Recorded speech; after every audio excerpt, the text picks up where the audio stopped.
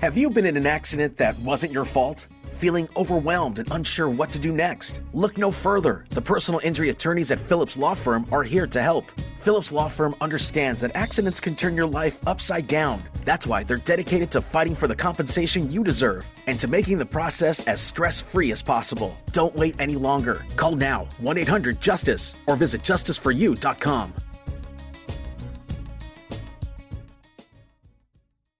It's after bedtime, the kids are asleep, and the moms are out to play. We're Dina and Kristen, the duo behind the Instagram account Big Little Feelings. I'm Dina. I'm a child therapist and mom of two who nerds out on all things neurobiology and psychology. And Kristen is a parent coach who wrangles 3 kids on a daily basis, here to give it to us like it is. We weren't meant to do this parenting thing alone. Consider After Bedtime your village. Follow After Bedtime with Big Little Feelings on the Odyssey app or wherever you get your podcasts. Your home is going into foreclosure and you feel like a financial wreck. You don't know where to turn for accurate information. I'm bankruptcy attorney Travis Gagne. Let's talk about some legal options. If we work quickly, we can propose a plan to save your home, modify the loan, or in many cases even eliminate your second mortgage. The consultation is free. I've helped hundreds of people just like you make informed decisions about whether to save their home or exit it on a reasonable, organized timeline. The chapter you choose sets the tone for the next chapter of your life. Please contact me today at choosetherightchapter.com. That's choosetherightchapter.com. 99.9 KISW, the Rock of Seattle. All right, we got a video for you to check out on the BJ and Migs page of KISW.com as we get a return of Spinal Tap bassist Derek Smalls. Okay. Yeah, he's back. I didn't know we needed him, but he's back. That's going to be the question you're going to ask after hearing this. Do we still need him? Yeah, he's released a new song, Must Crush Barbie. Okay. Because he says it's a much-needed antidote to the ubiquitous pinkness that has spilled out of movie theaters and onto the high streets with wall-to-wall media coverage. And that is a quote from Derek Smalls of Spinal Tap. So is that a quote from the character Derek Smalls, or is that Harry Shearer saying that? Because I feel like you're the bassist from Spinal Tap. Should you be using those kind of words? It's a really good question. That's a good question. I feel like he wants us to believe it's Derek. Okay. I feel like it, but here's the song, and you can see the video on the BJ and Migs page of KISW.com. It's Must Crush Barbie. $1 billion worth of noise, all to sell some pinkish toys. We say on behalf of boys, crush Barbie! Wasted film and ink, still too much pink.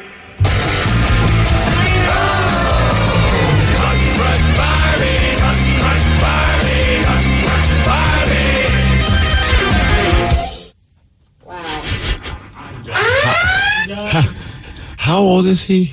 Harry Shearer's got to be in his 60s, at least. Why is he doing this? Yeah, and the video, I can save you time. It's just got a guitar amp basically on top of a Barbie doll, and she's moving like, please help me, I'm being crushed. He's 79 years old. He's 79? He's 79 years old. Why is he doing this? Why didn't any of his friends say, hey, Harry/Derek, yeah, I don't need to make this song? Wow. Well, he sounds pretty good for 79. He sounds like he needs to clear his throat. Well, I mean, Barbie. Yeah. It's so you're not on board. You're not going to buy this, huh? No, I mean that might be my favorite song written by Derek Smalls since he hit his 70s. Yeah, ever. Yeah. Like, I don't know what to make of that. What do you think was entering Harry Shearer's head? I'm sick of all this pink. Yeah, I mean... Well, not me, but Derek Smalls, my bassist character from Spinal Tap, he's done with Barbie. He must crush her.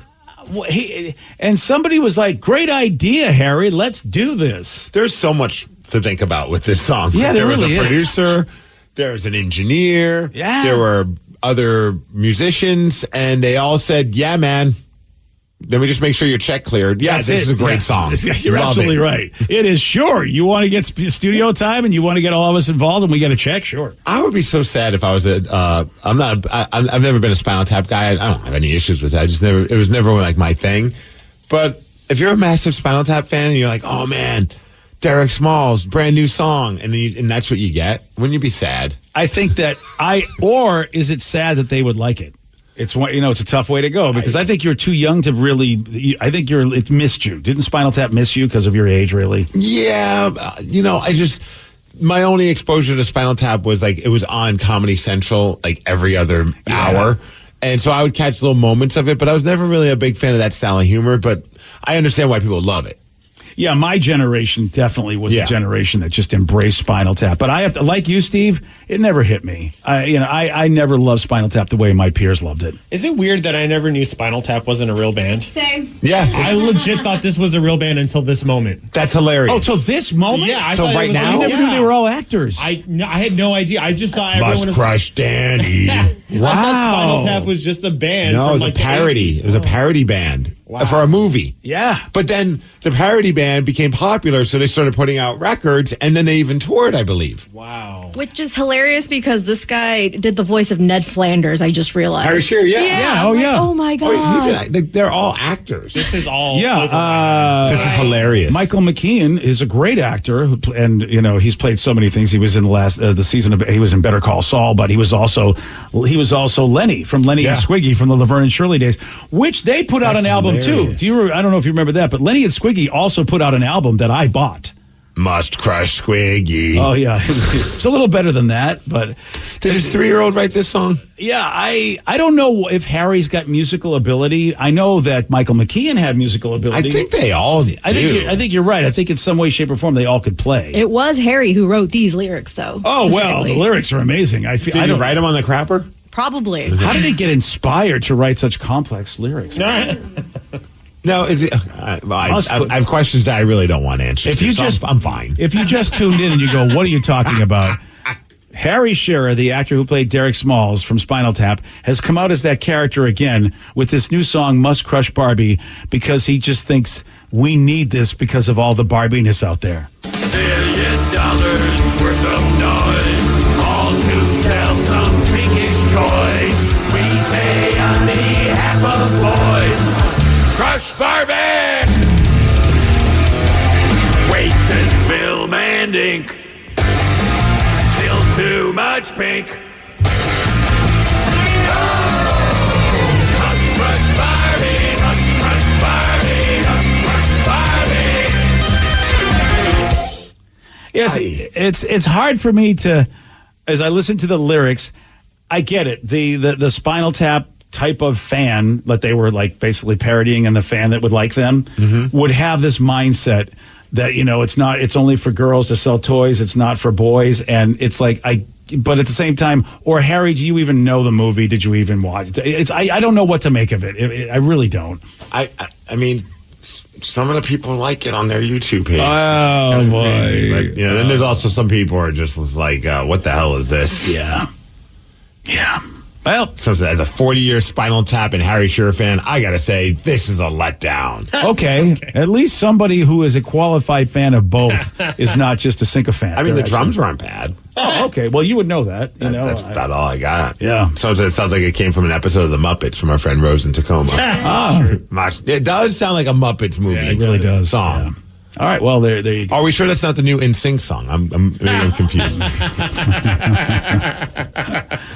right. Here's a question for you. Why did a woman receive 1,000 condoms that she did not order? Why not? Well, Steve is going to tell you why or why not. He's got the Migs report for you at 6:17 on The Rock. BJ and Migs, mornings on The Rock, 99.9 KISW. 99.9 KISW, The Rock of Seattle. Well informed on the issues of the day? Not this guy. Live from the KISW News Center in downtown Seattle, this is the Migs Report. Well, thanks, you guys, and thanks to Palace Law for giving us the Migs Report. Today's your day to enjoy some linguine. It's National Linguine Day. Okay. Or a double cheeseburger, because it's National Double Cheeseburger Day. Okay, see, this is what irritates me. Why put both on the same day? Because they're both good. Or maybe you like toast and you want cheese on your toast. It's National Cheese Toast Day. Cheese Toast Day? Oh, yeah. Who does that? Well, in college, we put cheese, toast, and a little bit of a spaghetti sauce, and we called it pizza bread. Yeah, it's like they have that at Mod. You could do like a cheesy bread. And what do okay. you call grilled cheese, basically? Yeah. Well, I guess I don't call it cheese toast. Now I call you it, do. Call it grilled cheese sandwich. You should mess with people. Go next time you go to Panera. Be like, can I get that cheese toast? And like, what the hell are you talking about? 2 pieces of bread toasted, cheese inside of it. cheese toast. I feel like it's going to be a British thing. I mean, because we call it grilled cheese. So if they have a regular one piece of toast with cheese, it's got to be. Cheese on toast is UK, Ireland, Australia, all There that. you go. Do you pop some beans on that too? Oh, I hope not. Isn't that a thing there? Like Yeah, beans and toast or something? They do beans for breakfast. Is that S on a shingle, I think they used to call it? You know, I don't know what you call it. I just call it beanie bread. It was a World War II thing. If somebody could tell me what S on a shingle was, I think it was beans on toast or something. And that's what my dad used to call it. Hey, we're going to have some S on a shingle. But most importantly, today is National Thank You Day. You're welcome. Well, I wasn't going to thank you, but I would like to thank a couple of people that I met over at the Washington State Fair yesterday. Yeah. Massive shout out to Nate and Taylor. They are the people who own and run Lumberjack Popcorn. Oh, I saw your picture with them yesterday. Oh, I brought in several bags of popcorn thanks to them. They appreciate all the love that we've been giving them. I guess a lot of people have been going up to their stand saying that we've been talking about them on BJ and Migs. And oh, wow. It was so funny. Well, I'm just watching Tatum on one of the rides at the Washington State Fair. And Taylor, she comes up to me. She's like, "Are you Steve Migs?" I'm like, "Yeah." And she's like, "Oh, I'm from Lumberjack Popcorn." And when she comes up to me, what am I holding in my hand? A bag of their popcorn that I'm eating while I'm watching. I'm like, well, clearly I'm a fan of your popcorn. Yeah, it's kind of hard to hide that. Then Nate came over. They couldn't be nicer. And family-run business, and obviously here local business as well. And they're right there when you walk into the Washington State Fair. So I want to give them a shout-out. They're like, pretty much you walk in, move to the right, and you're going to see their stand. So do you know that, like, outside of the Washington State Fair, do they have a place, or do they go to a lot of different fairs? They're all over the farmer markets. That's how I discovered them. So I went to Tacoma Farmers Market. That's where I saw them. But they pop around all the farmers markets. Good for them, man. Yeah. So that's how they sell the product. Yeah, Very and cool. awesome. Thanks and shout out and thank you to Bean Hut Espresso. They're right next to them. Best coffee ever. Really? They're set up over at the Washington State Fair. Their coffee's amazing. Bean Hut, do they have places, or are they just at fairs too? Fairs. Yeah, Man, yeah. I look at know. that. These places need to get their own like brick and mortar spot so I can go to them all the time. I don't know if I've ever really noticed, like, a pop-up coffee stand that's only at fairs. That's awesome. Yeah. I mean, maybe they're in other spots, but that's where I've seen them. In Well, Bean Hut Espresso. like you said, all those different fairs and festivals and stuff. Bean Hut Coffee. All right, dude, Bean Hut. Bean Hut Espresso, BJ. Oh, Bean Hut Espresso, my bad. Yeah, look at that. They got a cool little pink stand thing going on. Oh, that's fun. Yeah, Tatum was there rocking and hanging out too yesterday. Trying to Good find for the them, picture. man. There she is. So they have Look a at truck. that. Oh, so they have a truck. So they probably drive that truck everywhere. Oh, yeah. Yeah, it's like a food truck thing, but it's a coffee truck. And one other shout out, Patrick over at Honeycomb Raw Honey. He wanted to say hi to you, BJ, and tell you that the Patriots suck. He's a Bills fan. Yeah, well, I'll appreciate that. Yeah, so but there you go. I don't think he realizes that I lived in upstate New York, and I was a Bills fan for those 4 years when they went to the Super Bowl. Yeah, I wasn't going to give him I wasn't giving him the origin story of BJ's football fandom. I was just like, yeah, I'll let him know. My football fandom is very complex. Yes, and that's why I didn't have that kind of time. Yeah. Tatum had places to be. Yeah. We had things to check out. Although she did enjoy one of the little like honey sticks that they give you, $1 for a honey stick, and she got the pink lemonade version. I don't even know what a honey stick is. There's like little sticks of honey, and then they flavor them. Yeah. This is new to me. Well, maybe you need to go to the Washington State Fair and say what's up to Patrick over at Honeycomb Raw Honey. Gave me his business card and everything. There's a lot of cool stuff going on at the Washington State Fair. You're telling me. I'm not telling you because you already know. They got the scones, they got the popcorn, they got the espresso. They got the honey sticks. I mean, whatever, elephant ears. Yeah, don't look up honey stick, by the way, in Urban Dictionary. I feel like you'll get something different. All right, let's head on over to Canada, where a woman, for some reason, received 1,000 condoms that, she did not order, and it came from Amazon.com. Good job, Amazon. Now, you think, okay, it's one of those weird things that sometimes, like, random stuff just gets mailed to people. You hear these stories all the time. The only problem is she was also charged $670 for these condoms. That's a good price. For 1,000? Yeah, I think so. It's less than $1 a piece, right? Yeah, I feel like you should be able to get more than just 1,000 for $670. But maybe they're like the Magnum ones. Yeah, well, I don't know about that. Well, she's like, I don't understand what's going on. And the authorities believe it was a scam and that there's a good chance that her account was hacked. And here's Joelle talking about what happened. We really can't understand what exactly took place and why we received the package at our house. We clearly did not order this package. It's a lot of money, but I would perhaps try to advertise that I am selling condoms at a discounted price. Very strange. Yeah. Do you think when they first got the package that, like, she's like, babe, we have to have a conversation. Why are you buying all these condoms? I got plans. I got a hook up on Viagra. So they're saying that her account got hacked. And somebody ordered all these condoms. And then sent them to her.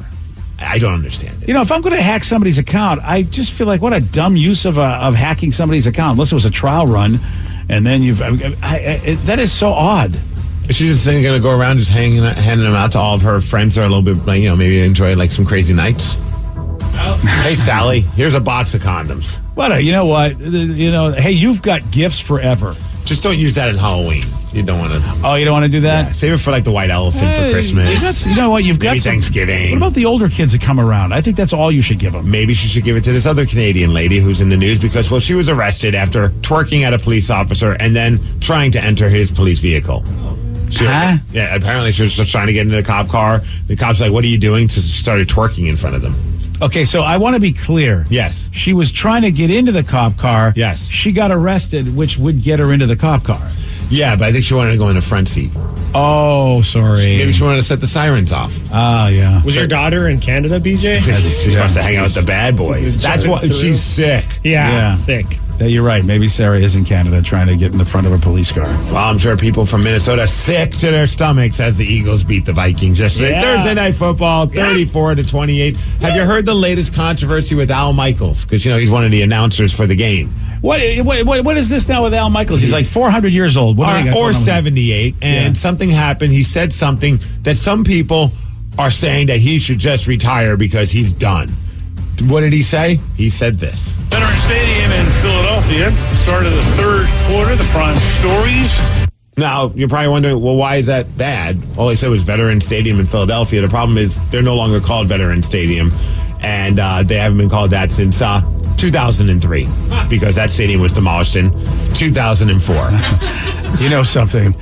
I want to throw stones at Al Michaels, but every once in a while, I will let out an old name of a ballpark. Same. I will do that. Like, hey, guys, we got to go see the White Sox in Comiskey Park. And I was like, no. I still call it Safeco Field. Yeah. This is the dumbest thing to be done. I mean, look, he maybe was saying other stuff that you might be like, oh, dude, Al Michaels out of touch. Or, man, it just sounds like he's mailing it in. That's an honest mistake.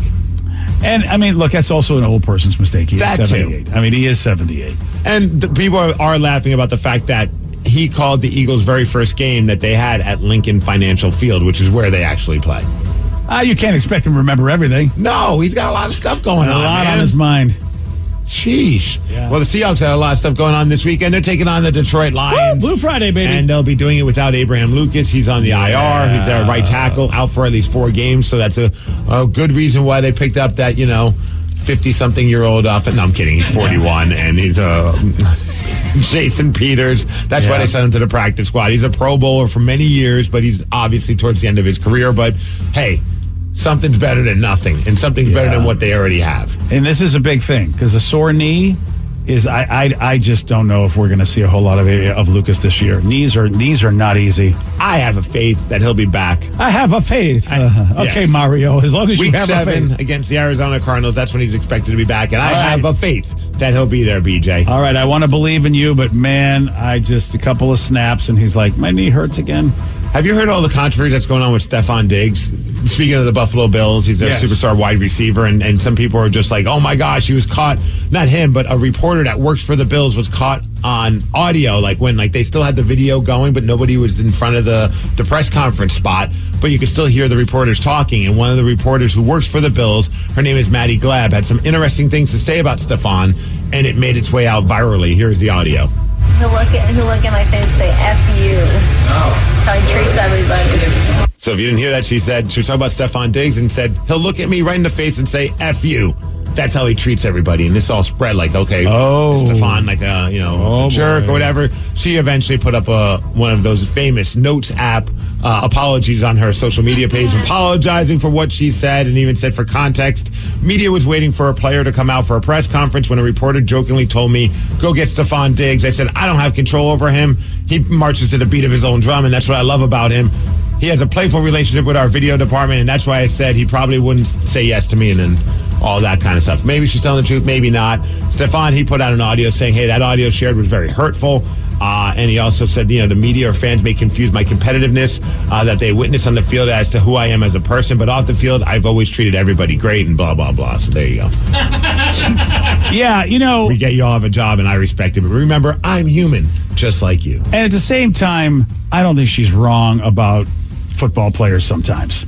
He might give that look. Yeah. And I appreciate her not doubling down on it because she could have. Oh, but instead, she mea culpa. And at the same time, being in the media, Steve, you and I both know when we've interviewed so many people where you've been there and you feel like you're the last person they want to see. Because we are. At the end of the day, we absolutely are. So what's wrong with being truthful about that? I wasn't worked up about it. Obviously, people on social media are losing their minds over what she said. I don't think it's the end of the world. I think he handled it fine. She handled it fine. Maybe they could high five and make up. Oh, yeah, I think that would be a great idea. And it seems like she's definitely saying, look, I want to believe her because I think that's very plausible that, yeah, Stefon Diggs might be the kind of guy. I mean, look, you remember how Marshawn was.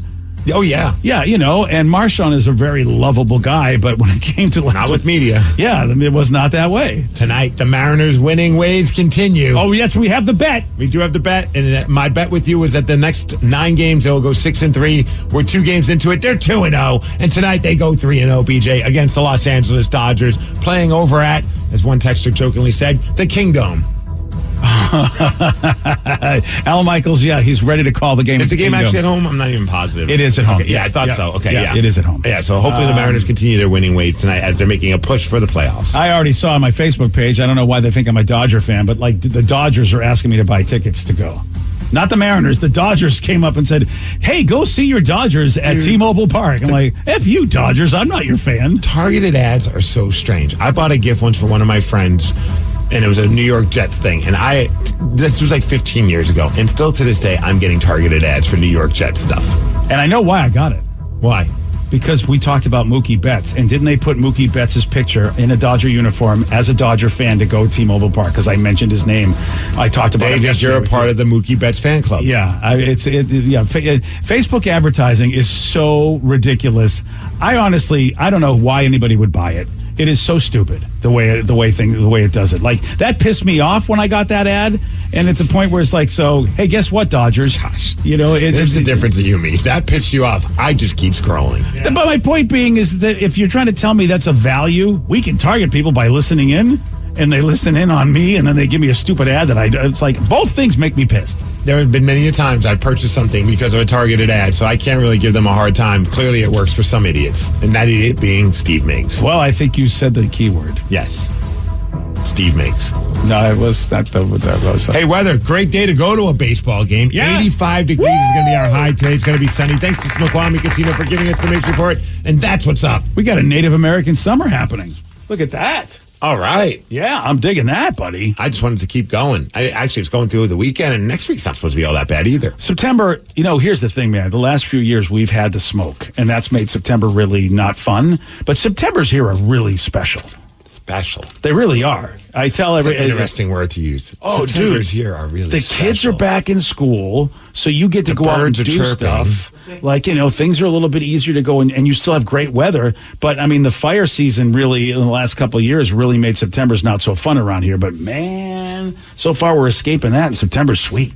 Smell fresh cut grass. Okay, I don't know. Wait, we're not going to rewind that because fresh cut grass. Yeah, that's what you should have said. That's what I said. Honest to God, if we go back and listen, what did I say, Danny? Yep, he said. That's all. As far as we know, that's exactly what you said. Fresh cut grass. Perfect. Don't say it anymore, there, D. Ted Smith. Fresh cut grass. Oh yeah, don't say it fast. Fresh cut grass. I mean, you were going so slow. And the way you just said it, the smell of fresh, and I'm like, and then there was this awkward pause, and then thank God you threw grass in there. And I'm like, wow, summer is the smell of that. Okay? I think you gotta get your hearing aids fixed, man. I said it just right. I feel like I'm going to go with that story just so we're all not in trouble. Hey, go Seahawks. Perfect, thank you. Thank God they have turf at Lumen Field as opposed to fresh. Cut grass. Yeah.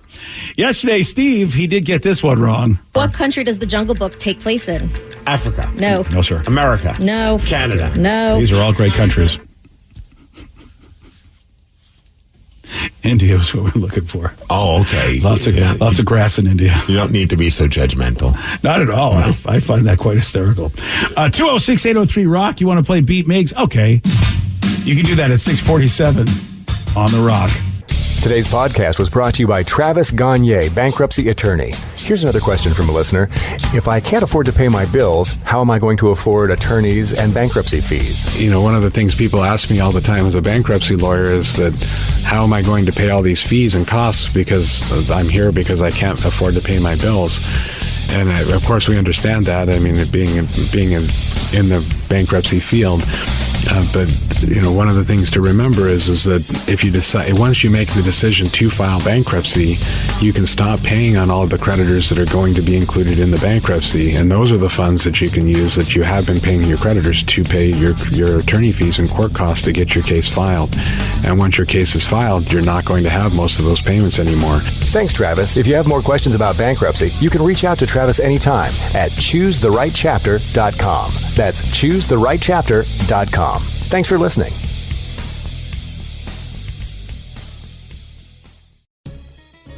Have you been in an accident that wasn't your fault? Feeling overwhelmed and unsure what to do next? Look no further. The personal injury attorneys at Phillips Law Firm are here to help. Phillips Law Firm understands that accidents can turn your life upside down. That's why they're dedicated to fighting for the compensation you deserve and to making the process as stress-free as possible. Don't wait any longer. Call now, 1-800-JUSTICE, or visit justiceforyou.com. It's after bedtime, the kids are asleep, and the moms are out to play. We're Dina and Kristen, the duo behind the Instagram account Big Little Feelings. I'm Dina. I'm a child therapist and mom of two who nerds out on all things neurobiology and psychology. And Kristen is a parent coach who wrangles 3 kids on a daily basis, here to give it to us like it is. We weren't meant to do this parenting thing alone. Consider After Bedtime your village. Follow After Bedtime with Big Little Feelings on the Odyssey app or wherever you get your podcasts. Your wages are being garnished. We can stop that now. It's hard enough to pay your bills when things are good, let alone when a big chunk of your take-home pay is gone before you even get your check. I'm bankruptcy attorney Travis Gagne, and I can stop the garnishment and get the creditors off your back immediately, often the same day as our consultation. Both Chapter 7 and 13 provide bankruptcy relief, but choosing the right chapter is crucial. In a free consultation, we can create a plan to get your finances back under your control. The chapter you choose sets the tone for the next chapter of your life. Please contact me today at ChooseTheRightChapter.com. That's ChooseTheRightChapter.com. 99.9 KISW, the Rock of Seattle. It's our loud and local band of the week, Civil Rebellion. I've been waiting all my useless life. So tainted, so underrated. Yeah, my mental state's been jaded. But I still run to you. You're listening to the loud and local band of the week, Civil Rebellion. You want to find out how to get their music? Just go to the BJ and Migs page of KISW.com. Very, very cool band. You might want to check out some of their new music. They're going to be at that Black and Loud Festival. It looks awesome. A lot of great bands are going to be a part of it at the Crocodile on September 23rd. Now, if you love local music, make sure you tune into The Rock on Sunday nights. 8 o'clock is when it starts. 2 hours of great music from the Pacific Northwest. Bands like Civil Rebellion. Let's play Beat Migs. I will beat anyone that calls in to play the game. He's smarter than you. He'll make you look lame. 60 seconds on the clock. You're going down, And I'm gonna rock. it's time to play the game. So everybody scream his name. Beat Migs, don't be a loser. Whoa, Beat Migs, you're a loser. Who's ready to beat Migs? I feel like we all are because it's Friday! Gotta get down on Friday. Everybody's looking forward to the weekend. Friday. Hey, look, Dan is jumping. Everybody's looking forward to the weekend. Partying, partying, partying, partying. Fun. Looking forward to the weekend. And happy, beautiful Blue Friday. Yeah. Rocking out their Seahawks Oh, yeah, gear, that's and right. I remembered. You do have some Seahawks gear. Good for About that. you. Very subtle. Very subtle. It's kind of faded, but it's still there. Oh, toothpaste. Anyways. You did, little Oh, John. look, a squirrel. Hey, Anyways. anywho. Yeah, that's why I always brush my teeth before I put my clothes on, because that happens to me all the time. Yeah, anywho, let's move on to our contestant. We have Lane in Puyallup. Lane, are you there? Yeah. Yeah. All right. Yeah. Okay, I made it. That's all you're getting from me. All right, That's Steve. it. Get out of here. For those playing at home, Lane has 60 seconds to answer 10 questions. You can pass all you want, but you do only get 3 guesses per question. Are you ready? Let's do it. In 2000, the Black Crowes released a live album recorded with what legendary guitar player? Pass. What is the capital of the U.S. state, New Hampshire? Ooh, tough one. Pass again. What sticky substance flooded part of Boston in 1919? Pass. In which of the Die Hard films does Samuel L. Jackson star in? Die Hard with a Vengeance. Number 3. What reptile breathes through its butt? 3. Iguana. No. Pass. According to Google, what is the name of the world's hottest chili pepper? Ghost pepper. No. Guatemalan insanity pepper. No. Pass. What is She-Hulk's day job? Attorney at law. Yes. There we go. How many strings does a standard electric guitar have? 6. Yes. Which late actor had the biography titled Neither Shaken Nor Stirred? Roger Moore. No. Roger Moore. Oh. I mean, I get he played the character, but that's the first one. Well, I mean, no, he was my Bond too. I guess I can't really.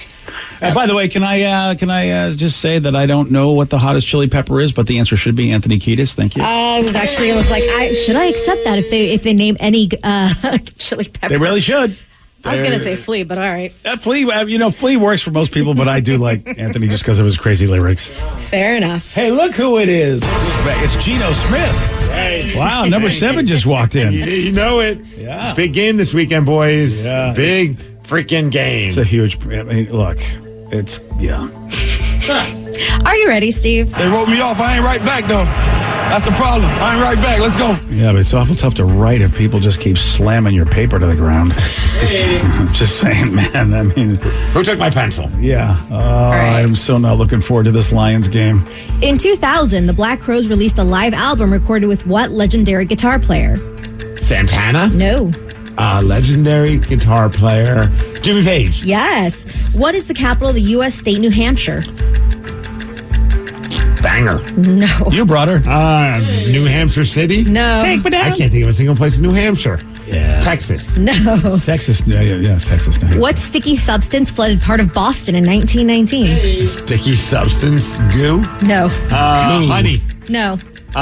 Syrup. No. Damn it. In which of the Die Hard films does Samuel L. Jackson star in? Die Hard 2. No. Die Harder. No. Die Hard 1. No. Oh. What reptile breathes through its butt? Snake. No. Lizard. No. Gecko. No. According to Google, what is the name of the world's hottest chili pepper? Carolina Reaper. Yes. Nice. What is She-Hulk's day job? She's a lawyer. Yes. How many strings does a standard electric guitar have? 6. Yes. Which late actor has a biography titled Neither Shaken Nor Stirred? Roger Moore. No. Sean Connery? 1, 2. Yes. Yes, it was Sean Connery. Damn it. 3.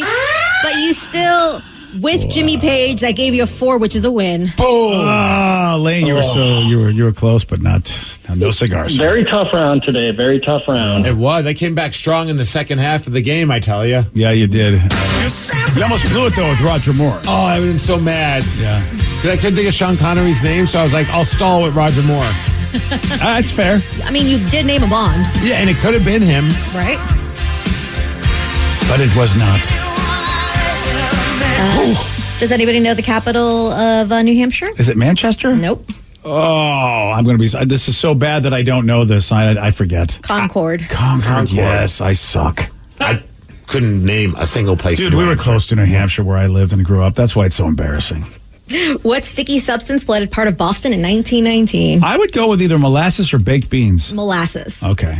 I think it even killed a few people. It was pretty bad. When did this happen? 1919. Oh, that was just like a year before I was born. Yeah, exactly. Could you imagine losing a family member to something like that? Does that cause you to never want to go anywhere near molasses? Yeah. Right? I'd Just be trigger some awful memories. Damn, dude. In which Die Hard film does Samuel L. Jackson star? And you got that correct. Die Hard with a Vengeance. I should have just said that one.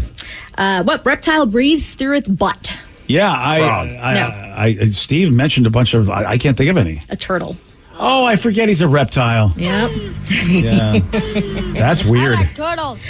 He breathes through his backside. Mm-hmm. He doesn't breathe through his mouth, huh? Through his butt, according to the internets. Now I gotta. You know what? And I wonder if he exhales through his butt because I think I would think that the turtle was just passing gas as it was coming out of the water. Wow, that's wild.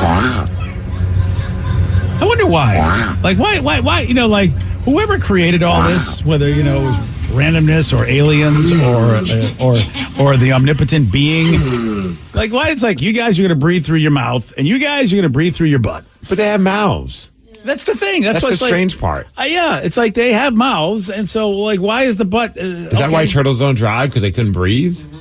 That's why they don't drive? Is that what you said? Yeah. Yeah, that's, yeah. Could you imagine if we breathe through our butts? Like, that would change how we drive. Oh, yeah, because I can't breathe. There'd be stop driving. There'd be a hole in the seat.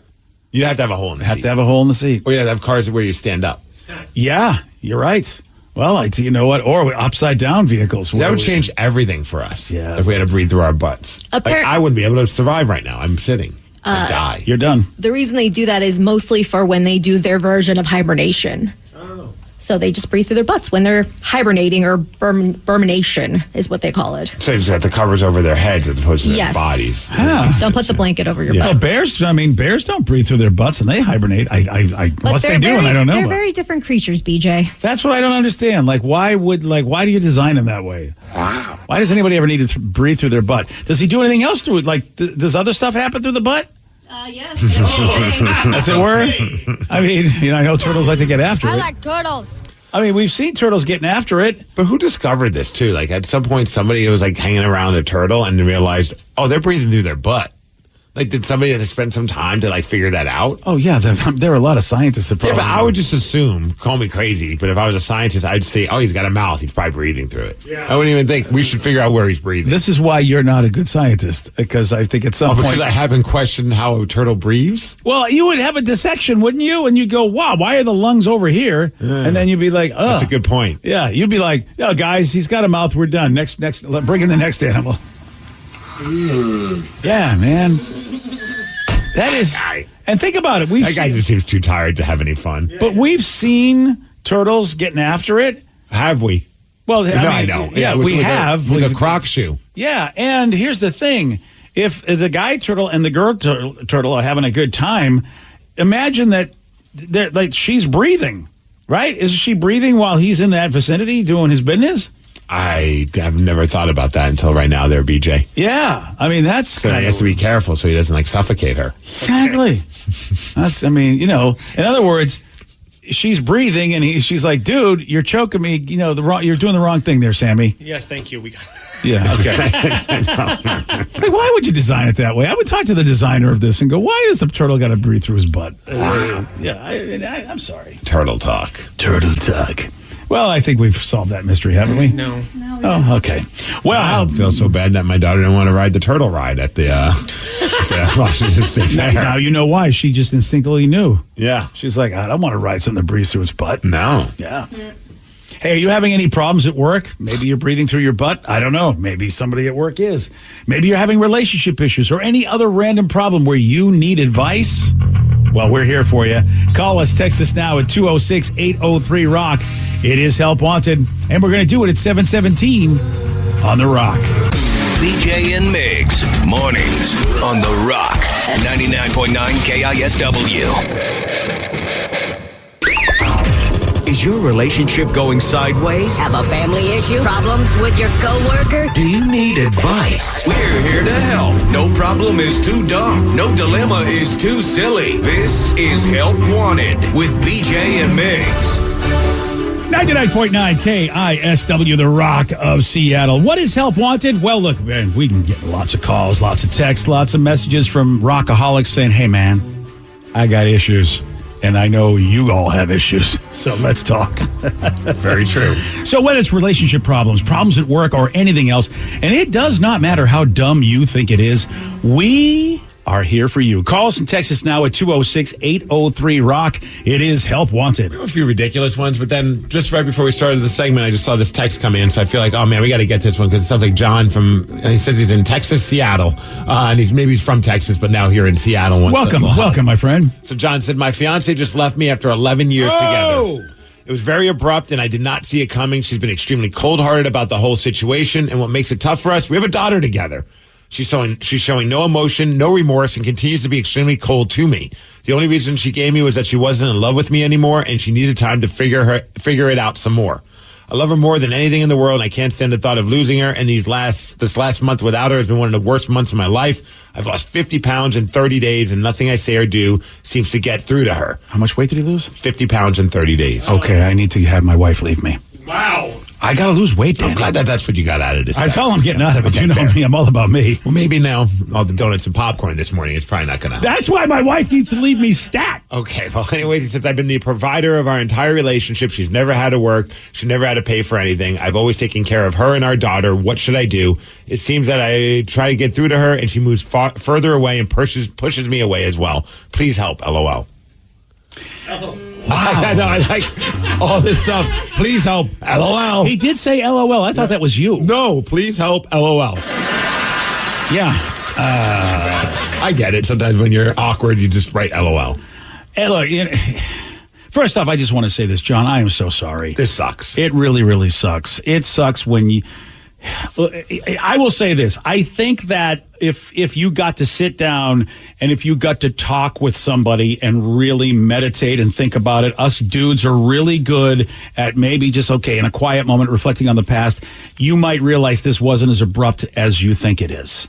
There are signals, there are things. Like there's been some writing on the walls. Yeah, and some things might start to make sense. And I think as more time goes by, and that's what grief does, grief will have you analyzing all of it. It sucks, dude. You're going to go through all those stages of grief. There's nothing anybody can say that will stop that from happening. Also, they will happen in any order, and they will happen at the same time. You'll go through depression, you'll go through denial, the anger. It's going to go back and forth, the bargaining. Dude, this is a sucky thing. And that's important for you to hear. It is a sucky thing, and really, really sorry you're going through that. Honestly, Steve, I don't know what you can tell anybody, but just, hey, bro, like your friends, the people that love you, that care about you, just get around them, and hopefully they don't try to fix it, but just be with you. Because, dude, there's no fixing this if she doesn't want to be with you. It sounds like he's trying to push a conversation and push answers, and she's in what he's doing. And he even admits it. I'm pushing her further and further away from him, and that's. I don't know what the right answer to that is. I wish I could give you a better answer, but it just seems like right now when you're kind of suffocating this person, they're going to not want to have a talk with you at all. As a lady, I hate to be the one to tell you this. There is somebody else. The reason why she is pushing you away and why she's so cold is of the guilt she is feeling. And if she's mean to you, she feels less bad about what she did. So unfortunately, I feel like maybe whether she actually cheated or not, physically or whatever, I don't know. But there is somebody else, and she wants to try it with this person, and she doesn't want to be convinced of otherwise. So I feel like it is time to start the healing process and just move on, which is really sucky, I know. Well, there's no guarantee that there's somebody else. No guarantee, but you just said there's somebody else. I feel like that person is Danny. I've heard so many stories of this. Why is she so cold? Why is she all of a sudden? And I'm not saying you're wrong. I said, but it feels like I would put a bet on this. Steve, I would like to say she's wrong just because I like to say Vicky's wrong. That's fair. Yeah, I think that's fair too. Yeah. You know what? It doesn't matter the reason. The bottom line at the end of the day is it really doesn't matter the reason. Let me ask you guys this. And the one thing that I think as a dude that I think is the greatest gift you can give somebody is to not give them false hope. If the relationship really is over. And I was like, no, man, that's not cool. That's the second greatest gift you can give somebody is false hope. You're right. Chlamydia is indeed the first greatest gift. Because it keeps on giving. Yeah, you know what? if you really care about somebody, give them an STD. It's a great florist. But the false hope thing, and there's a lot of women that do this because they feel horrible and they go, let's be friends. But I remember my girlfriend did this to me. She wanted to be friends and even came to a birthday party after we broke up. And I really took it the wrong way. I thought she wanted to get back together. So I love the direct nature of her basically communicating very directly. It's over. It's sucky, but at least you know it's over. And I think that's a great gift to give anybody, as opposed to making them feel like, oh, we'll be buddies, we'll be friends, because that kind of just leaves a door open that really you should believe the door's not open. Well, having been through it for, I was on the opposite side of the table. I just kind of realized one day that I just should not be in my marriage anymore. And there was nothing that she could have said at that point for me, because I had already made up my mind of just like, you're just checked out. I've been unhappy for a long time, and I kind of just realized that. And for me, it was one of those things of just being like, I think for her realizing like, oh, okay, there's nothing I can say. There's nothing, I'm not going to come up with some crazy, scheme to get him back. It was just, I was done. And at that point, it's just it's the unfortunate circumstance of a relationship. But here's my question, because you had a kid as well as this person. Sure. How do you handle that because just saying, I don't want to talk to you. I imagine that the daughter, I could be wrong, or the kid is staying with mom. Sure. So he's got to communicate with her. There still needs to be some kind of a conversation, because he still wants to see his kid. I mean, that's where it gets kind of weird. Right. And at that point, it was the same for me. It was one of those, like, I know that, even though I was done with the romantic relationship, I knew that I had to be there for my daughter. And it was the conversation of, okay, like, I'm never going to be mean to her. I was never trying to move on from that parental duty. It was just more of saying, like, hey, I'm not in love with you anymore. And it's hard to say that, and it's hard to hear that. But, being able to say, hey, we're going to be able to communicate for the kid, and, hopefully keep that as civil as possible. And I know that's hard, like, on both sides of it. Like, you don't want to talk to your ex anymore, and she, I'm sure, doesn't want to talk to you. It's like, but, you have to keep that in mind when you're going through it. Yeah, I don't feel like we're getting the whole story either. We got his story, but it's usually not the case where somebody just shuts the door completely and says, I don't want to have any more conversation with you.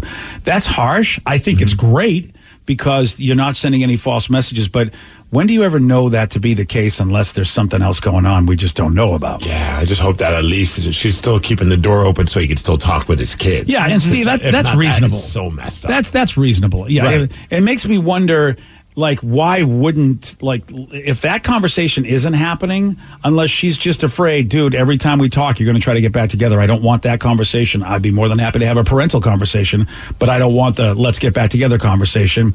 And that we don't know. Has he tried to get back together, and she's just like, I'm done? Like, it makes it, the way he communicates to us, it makes it feel like she just one day said, don't want to be, and I'm out. Right. And I feel like, I don't know if that's exactly how that went down. And I know he's broken up and all. That's easier said than done. But, like, I know that you're all broken up and you're not eating. But it sounds like you're not being very healthy and not taking care of yourself, and that's not good for when you're around your own kid.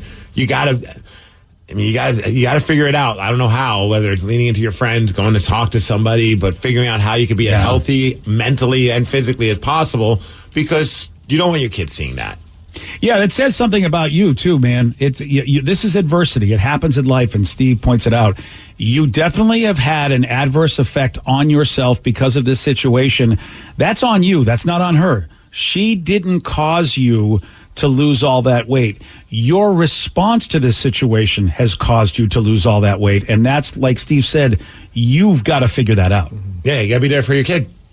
Yeah, because the kid is going to go through a real tough time when mom and dad don't live together, and boy, oh boy, it's going to be so weird for the kid too. Yeah, it's like, mom's just like, done. I'm not talking to you at all. And look, and Danny will tell you. We all know this from people that have go through this situation. It is such a beating if the parents cannot get along and somehow the kid gets dragged into that us versus them thing. It's not good. It is so not. No kid wants to hate their parents, which means when the parents break up, you have to at least let the kid know it's cool to love your dad, love your mom. We just don't want to live together anymore, but he's a great guy. She's a great person, so that at least the kid knows it's okay to be in love with the parents, and and that doesn't happen all the time. That's a tough situation. Yeah, sorry, John. That's rough. But Johnny, manage yourself, dude. Go find a way to manage what's going on in your brain, because what's going on in your brain is causing you to lose weight. I know this because I have a brain that is massively overactive, tells me very bad stories about things that are not true, and it's never been helpful to me.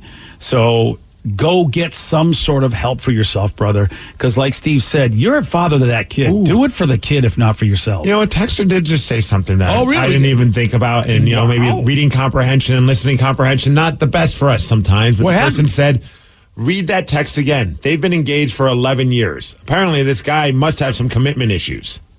Oh, you're right. They did say engaged. And I had to go back to the text. My fiance, yes. My fiance left me after 11 years together. Oh. And they have a kid. Oh, yeah. Hello. That's funny that we all just immediately I forgot marriage. that. Just completely in one ear out the other. But you're right. I mean, I don't know what the backstory was then. Maybe if John can either call in or text in to let us know. Like, why were you together for 11 years, had a kid, and still hadn't gotten married? John, that's a big thing. That is a huge thing because...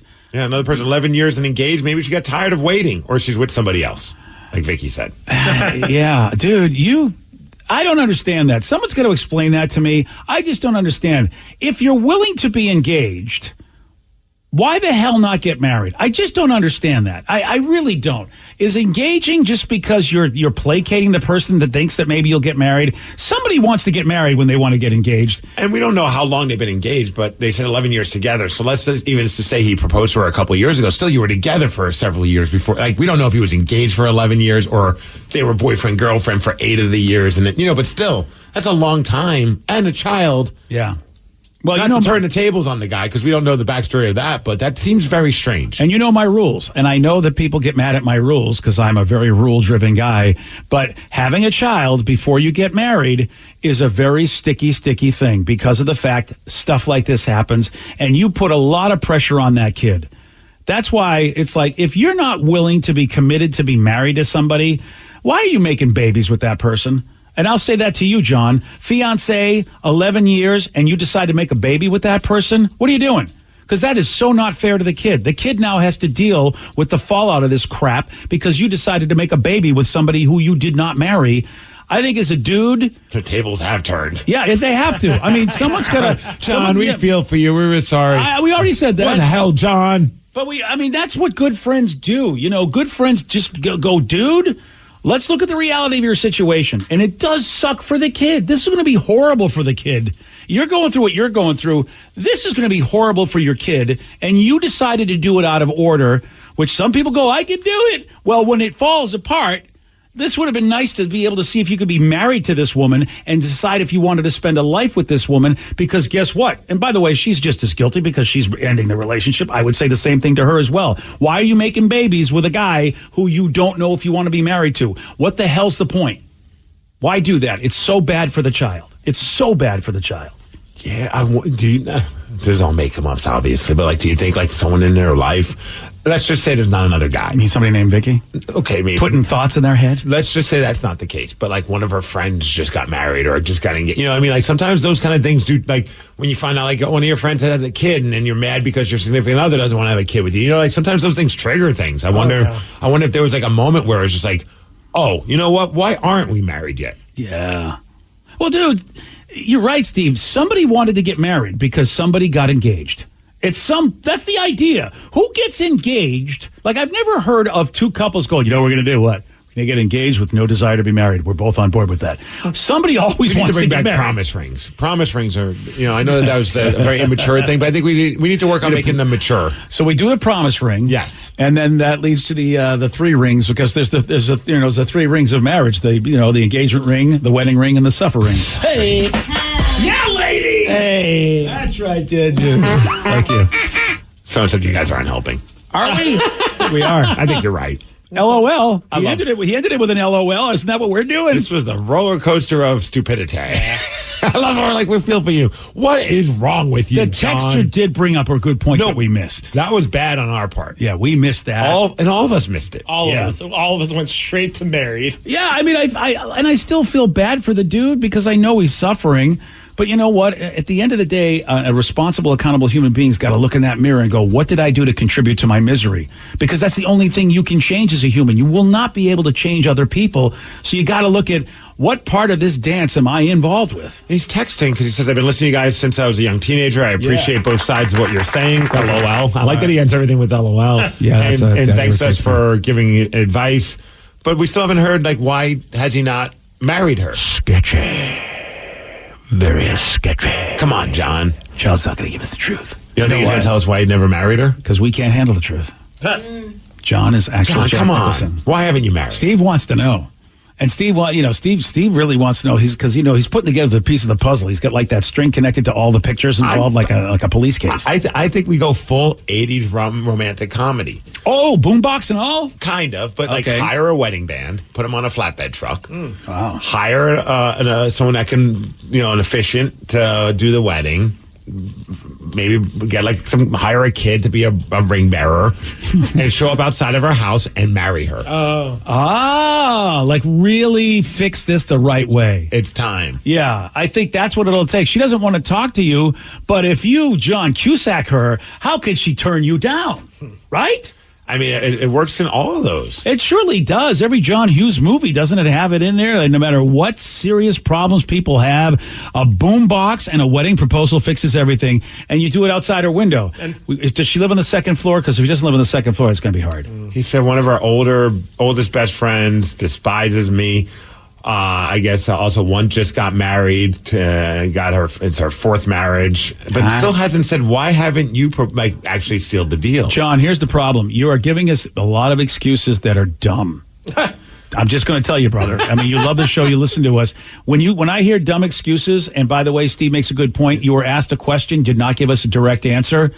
That doesn't look good for you, brother. It's a simple, here's why I didn't marry her yet. Here's why. Also said that the friend's always been in her ear the entire time since the breakup. Okay, now we're getting more info. Now he's blaming everybody else. So it's a friend that's involved in this. I mean, here's the thing. And now you've lost 50 pounds, which means your mental state might not be the best, John, because that's a dramatic... 50 pounds in 30 days. That's very dramatic. It's a dramatic loss in weight. You are physically affecting yourself with your thoughts, which means your thinking and how you interact with the world might be a little sketchy. So what if he wanted to marry her, but she kept saying no? Why do you keep blaming him without knowing? We're trying to get the answers. We want the answers. We're asking for answers. Steve's trying. And text her, we're going on both sides of this, buddy. All right. Oh, here we go. It's all sides. When we got engaged, all she would talk about is the extravagant wedding that was going to cost $3,000. And at the time in my career, I was only making $30,000 a year. Now I've excelled in my career and I'm making over six figures, but the topic of marriage hasn't come up in some time. I think that we just got comfortable and very mechanical in our day today. That is a really bad answer. 30,000. Okay, I was at first I'm like 3,000. 3,000. I was like, yeah, but okay, thank you. Yeah. I was like, extract that. Man, that's actually a good deal. That's a bad answer. John, that's a bad answer, right? You know that is such a BS answer. Okay? That is, we got comfortable and you got complacent because it was fine for you. And maybe she was just festering with anger and never brought it up again. Yeah, if you think when you say we got comfortable in our marriage, your girlfriend was not comfortable in your marriage. She just left your effing ass. They weren't married. Yeah, or your relationship, yeah. She left your effing ass, which means... And you don't know why. So you are clueless as to what was going on. You were complacent because you were comfortable. Everything was fine with you. Why stir the pot? That's a typical dude reaction. My friend, when you get involved with people like the women's, you really can't be complacent. Do you think that when all of a sudden, good for you that you're doing better in your career, all of a sudden he's like, oh, making better money. You think in the back of our minds, okay, well, when is it going to happen then? Before the excuse was you didn't have money. Now you have money. Yeah, and obviously if there's, again, I don't know if she didn't bring it up. We're only going with his story. But no communication never works in complex relationships. You got to communicate. Believe me, I know. My wife and I try to communicate, and we still fight all the time, but at least there's communication. You have to communicate. If you don't, believe me, all of a sudden you wake up one day and somebody says, I'm out.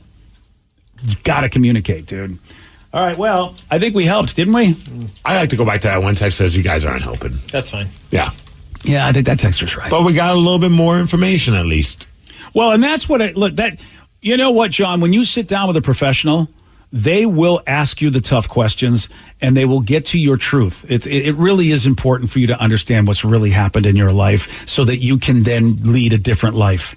And if nobody asks you those, and your friends will never ask you, they're just not equipped to ask you. You got to talk to somebody who's really good at asking the right questions. And I don't know who that person in your life is. Sometimes it's a priest, sometimes it's a therapist, sometimes it's a really good mentor friend that's had a lot of life experience. Find that one person who you know will not let you BS and lie to them so that you can get to your own truth, or you will suffer. And you've been listening to us for a long time, and you know me, I've been a big mouth for a long time, and you know I've gone the therapy trail. So, give it a shot, brother. You can't be losing more weight, and you got a little kid that really relies on you being solid. All right, I think we talked about it. Oh, and LOL. Very important. He did say, BJ, I just sent you the answer, LOL. I love John. Did you really say LOL? Yes, right there. Look, LOL. I even told him I hate this, and John is not following directions. John is just, he's not even, I don't know, John. I don't know what to say about it right now. Trying to be nice to you because I know you're going through hell, buddy. And thank you for listening for so long. Hey, John, good luck. LOL. Hey, imagine this. Imagine swimming in a lake, and then an alligator makes a beeline for you. What? Yeah, this just happened. And yes, we have audio of what occurred. You're going to hear that at 7:47 on The Rock. Today's podcast was brought to you by Travis Gagne, bankruptcy attorney. He's here right now and has agreed to answer more of your questions about bankruptcy. How much does bankruptcy cost? Usually with my office, we do a flat fee that includes all your court costs, filing fees, credit counseling, credit reports, and one cost. In Chapter 13 cases, that usually starts at about $900. With Chapter 7 cases, the total cost, including all your court costs, attorney fees, is usually about $1,500. We offer payment plans on Chapter 7, so you can start a file with my office for as little as $200. You can send your creditor calls to us. We'll take your creditor calls while you gather up your information and make payments on the rest of the fees. With Chapter 13 cases, we can make payment arrangements in most cases as well and get your case filed even sooner in a Chapter 13 case because of the reorganization aspect to it. Thanks, Travis. If you have more questions about bankruptcy, you can reach out to Travis anytime at ChooseTheRightChapter.com. That's ChooseTheRightChapter.com. Thanks for listening. Dealing with an accident and injury claim can be overwhelming. Let Phillips Law Firm fight for you. We understand the pain and suffering, and we're here to guide you through. Call 1-800-JUSTICE today for a free case review, or visit justiceforyou.com and let Phillips Law Firm help you on the road to recovery. It's after bedtime, the kids are asleep, and the moms are out to play. We're Dina and Kristen, the duo behind the Instagram account Big Little Feelings. I'm Dina. I'm a child therapist and mom of two who nerds out on all things neurobiology and psychology. And Kristen is a parent coach who wrangles 3 kids on a daily basis, here to give it to us like it is. We weren't meant to do this parenting thing alone. Consider After Bedtime your village. Follow After Bedtime with Big Little Feelings on the Odyssey app or wherever you get your podcasts. Your driver's license is important so you can get back and forth to work, get your kids to school, and back and forth to daycare. If your license has been suspended because you can't pay your tickets, you can't do any of those things. Let's talk about Chapter 13 bankruptcy. You may have heard that tickets cannot be discharged, but they can be dealt with in a Chapter 13 case. Why not come in for a free consultation? The chapter you choose will make all the difference to your getting back legally on the road. Let's design a plan to pay off your tickets and restore your license immediately. I'm attorney Travis Gagne. Please contact me today at ChooseTheRightChapter.com. That's ChooseTheRightChapter.com. 99.9 KISW, The Rock of Seattle. There's a scary situation that happened last weekend at Huntsville State Park in Texas, and you can watch this video on the BJ and Migs page of KISW.com. A 14-foot-long alligator suddenly made a beeline toward a group of Girl Scouts that were swimming in a lake. Okay, so imagine, if you're a parent or a guardian and you're like, wait, what? This is why my daughter's only going to get to go in pools and splash parks. Can't argue. And not in Florida, because you never know if there's an alligator in a pool or a splash park. I was going to say, because of all the alligators we have up here. Got a lot of alligators. Got to be careful. You just never know that we might, be in Tukwila and there's just an influx of alligators you one never year. Know. Yeah, here's what we know, Danny. They go northwest for the winter. Okay. If he never takes his kid in a natural body of water, they will never be attacked by alligators. True. I hope. Well, if you've got an alligator in a pool, then you have bad friends. I wonder, though. I wonder how often alligators are in pools in Florida. Oh, a lot. Oh, yeah, no, you don't. First of all, you don't have a pool in Florida. That's a good point. Okay. Yeah. Or it's an indoor pool. You do not mess around where that pool has access to creatures that can just jump in. And unless we're going to Disney World, we just stay away from Florida, right? Is that the plan? Yeah. Okay. No reason to go. I mean, really, Florida, I don't even know why Florida exists. It should just be Orlando, and the rest of Florida should be sold to another country. That's fair. That's the way I look at it because of the gators. I don't even know how I would handle. Like, imagine just like looking into the lake and your kids are having fun, and then there's just a big ass alligator coming towards them. Yeah, they had to jump in and said luckily they jumped into the water. They saved those kids. Here's audio of how this all went down. Okay, this is emergency here. The alligator, it's in the water. Maybe I need to help. Maybe I need to help. Look how big it is.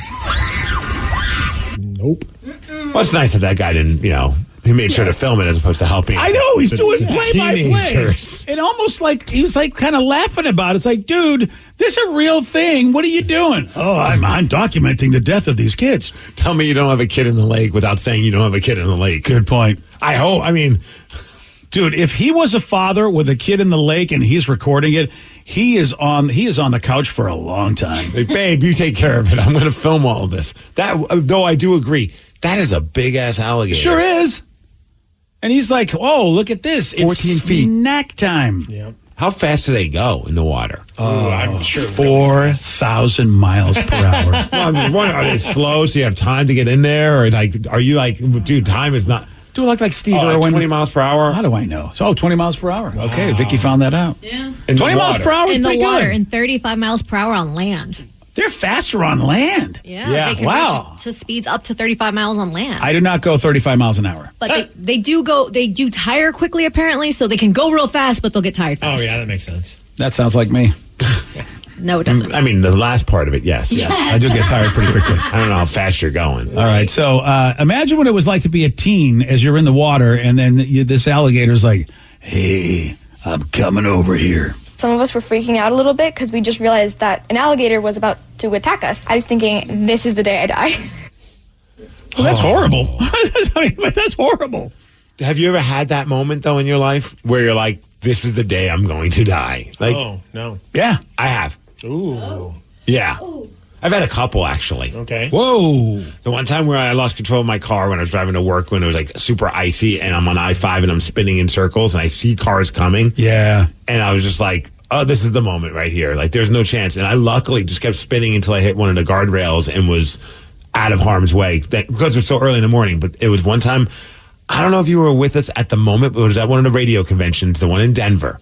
Do you remember that one? I do. You had a moment where it was a near-death experience for you? Oh, I was convinced this is the moment where I'm dying. Well, I don't remember this. I went out with a couple of our radio buds. We ended up in like some really sketch part of Denver. Oh. And we were going to some nightclub that was like... Oh, I was there. I thought you were. Yes, I remember exactly what you're talking about. And it was our buddy Griff. Yes. And a couple of his buddies. And we were like walking, and then some other group of guys started saying something, and then there was like this beef with Griff's friend and these other guys, and they're all having like a heated exchange. I don't even think you were aware of what was going on. No, I wasn't aware of that heated exchange until after. And I was wasted, but I was still street smart in a sense. Like, I'm paying attention. I'm like, okay, this is not...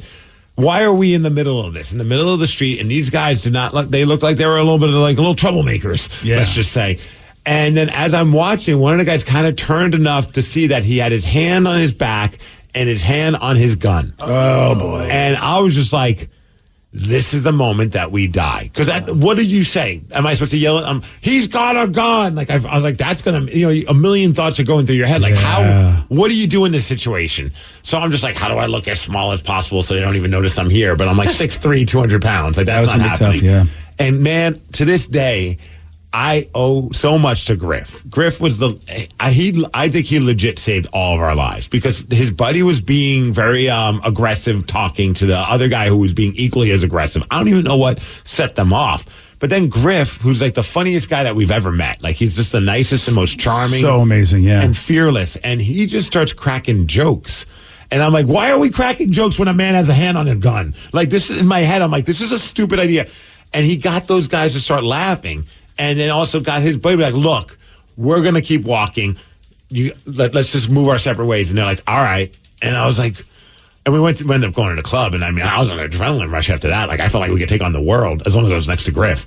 But I thought for sure that was the moment we were going to die. I forgot all about that. I think I was slightly wasted. You were oblivious. Yeah, I was completely oblivious too. I think I remember you like going, dude, do you know how close we were to dying? Yes, it was like as we kept walking, I'm like, PJ, you realize we were about to die? And I'm like, really? Wow. At least I would have been peaceful. Had I been sober, I would have made that worse. You know, BJ, when he's got like almost like that smile, I'm listening to music in my headphones, but there are no headphones on. Yeah. Like he's just kind of bobbing. Yeah. I'm like having a great time with my friends, and I didn't know they were yelling and screaming and everything. And mind you, I'm there like practically about to crap my pants. Like, what is happening? Why is BJ grooving to music that's not even being played? Yeah. And why is Griff cracking jokes? Yeah.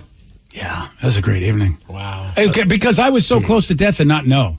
You know, you think about that in life. That's a great lesson. Steve really felt, and legitimately, you were right. That could have been it for us. I mean, a guy with his hand on his gun while people are arguing with him, that can go so wrong. If Griff wasn't there, I'm pretty sure that would have escalated to something a lot worse. Because the guy that was, they were straight up beefing. Yeah, and I was completely, I don't know, because of my hearing in Zen mode and being half drunk, I don't know, but I was unaware. I just thought, kumbaya, everybody loves us. These people coming are our brothers, brother. I have no idea what the F is going on. Now, mind you, the night continued to get more awesome then after that. Good. We end up at this random like underground club, which I thought was hilarious. Somehow Griff, his charming ways, gets us into like the VIP section. Yeah, he does. Mind you, BJ and I are the only two white dudes in this whole club. Sure. I'm not even like, that's not an exaggeration. Okay. We are the only two white dudes in this entire club. And I'm just like in the VIP now. I'm like feeling good. I'm like, Griff, we got this. This is great. You saved my life and you have no idea how. And I'm just feeling great. And then the dude that was the DJ starts playing the Beastie Boys. Oh. And I was like, yeah. And he looks at me and goes, that's for you. And I'm like, and I was like, this night went from being the worst night of my life to the most random and awesome night of my life. Yeah. Dude played the Beastie Boys. He's like, oh, white dude right there. I got you.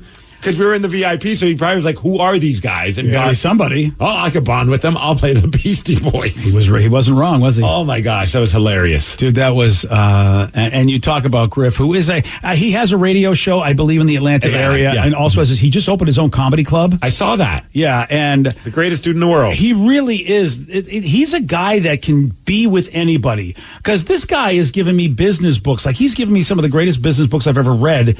Like, he can communicate and hang with anybody. And I was just always amazed at how do you do that? How are you able to fit in any situation, including a guy who's got his hand on a gun behind his back, and you're just like, as opposed to having a business conversation with Fortune 500 people. How are you able to live in both worlds? He was awesome, man. That guy's the best. Yeah, very impressive guy and really talented. Probably he should be so much better in our business than he is. I'm sure he's happy, but he's so talented. He should be so much better than where he is. I'm a big fan of that guy. Yeah. He's awesome. Yeah, he should be like a big star. That was so, even thinking about it, I still kind of get like a little like, that was nuts. Yeah. It was crazy. Yeah, very, very crazy. And again, that's when you know you're going to die. That's when you know you're gonna. And I didn't know. How about Steve knew thought he was going to die, and I was oblivious. At least it'd be like we were in a lake, and we see a 14-foot alligator coming at us, and you're just kind of grooving and doing your own little doggy paddle. I would have known. Like having the best time of your life. That's how I want to go.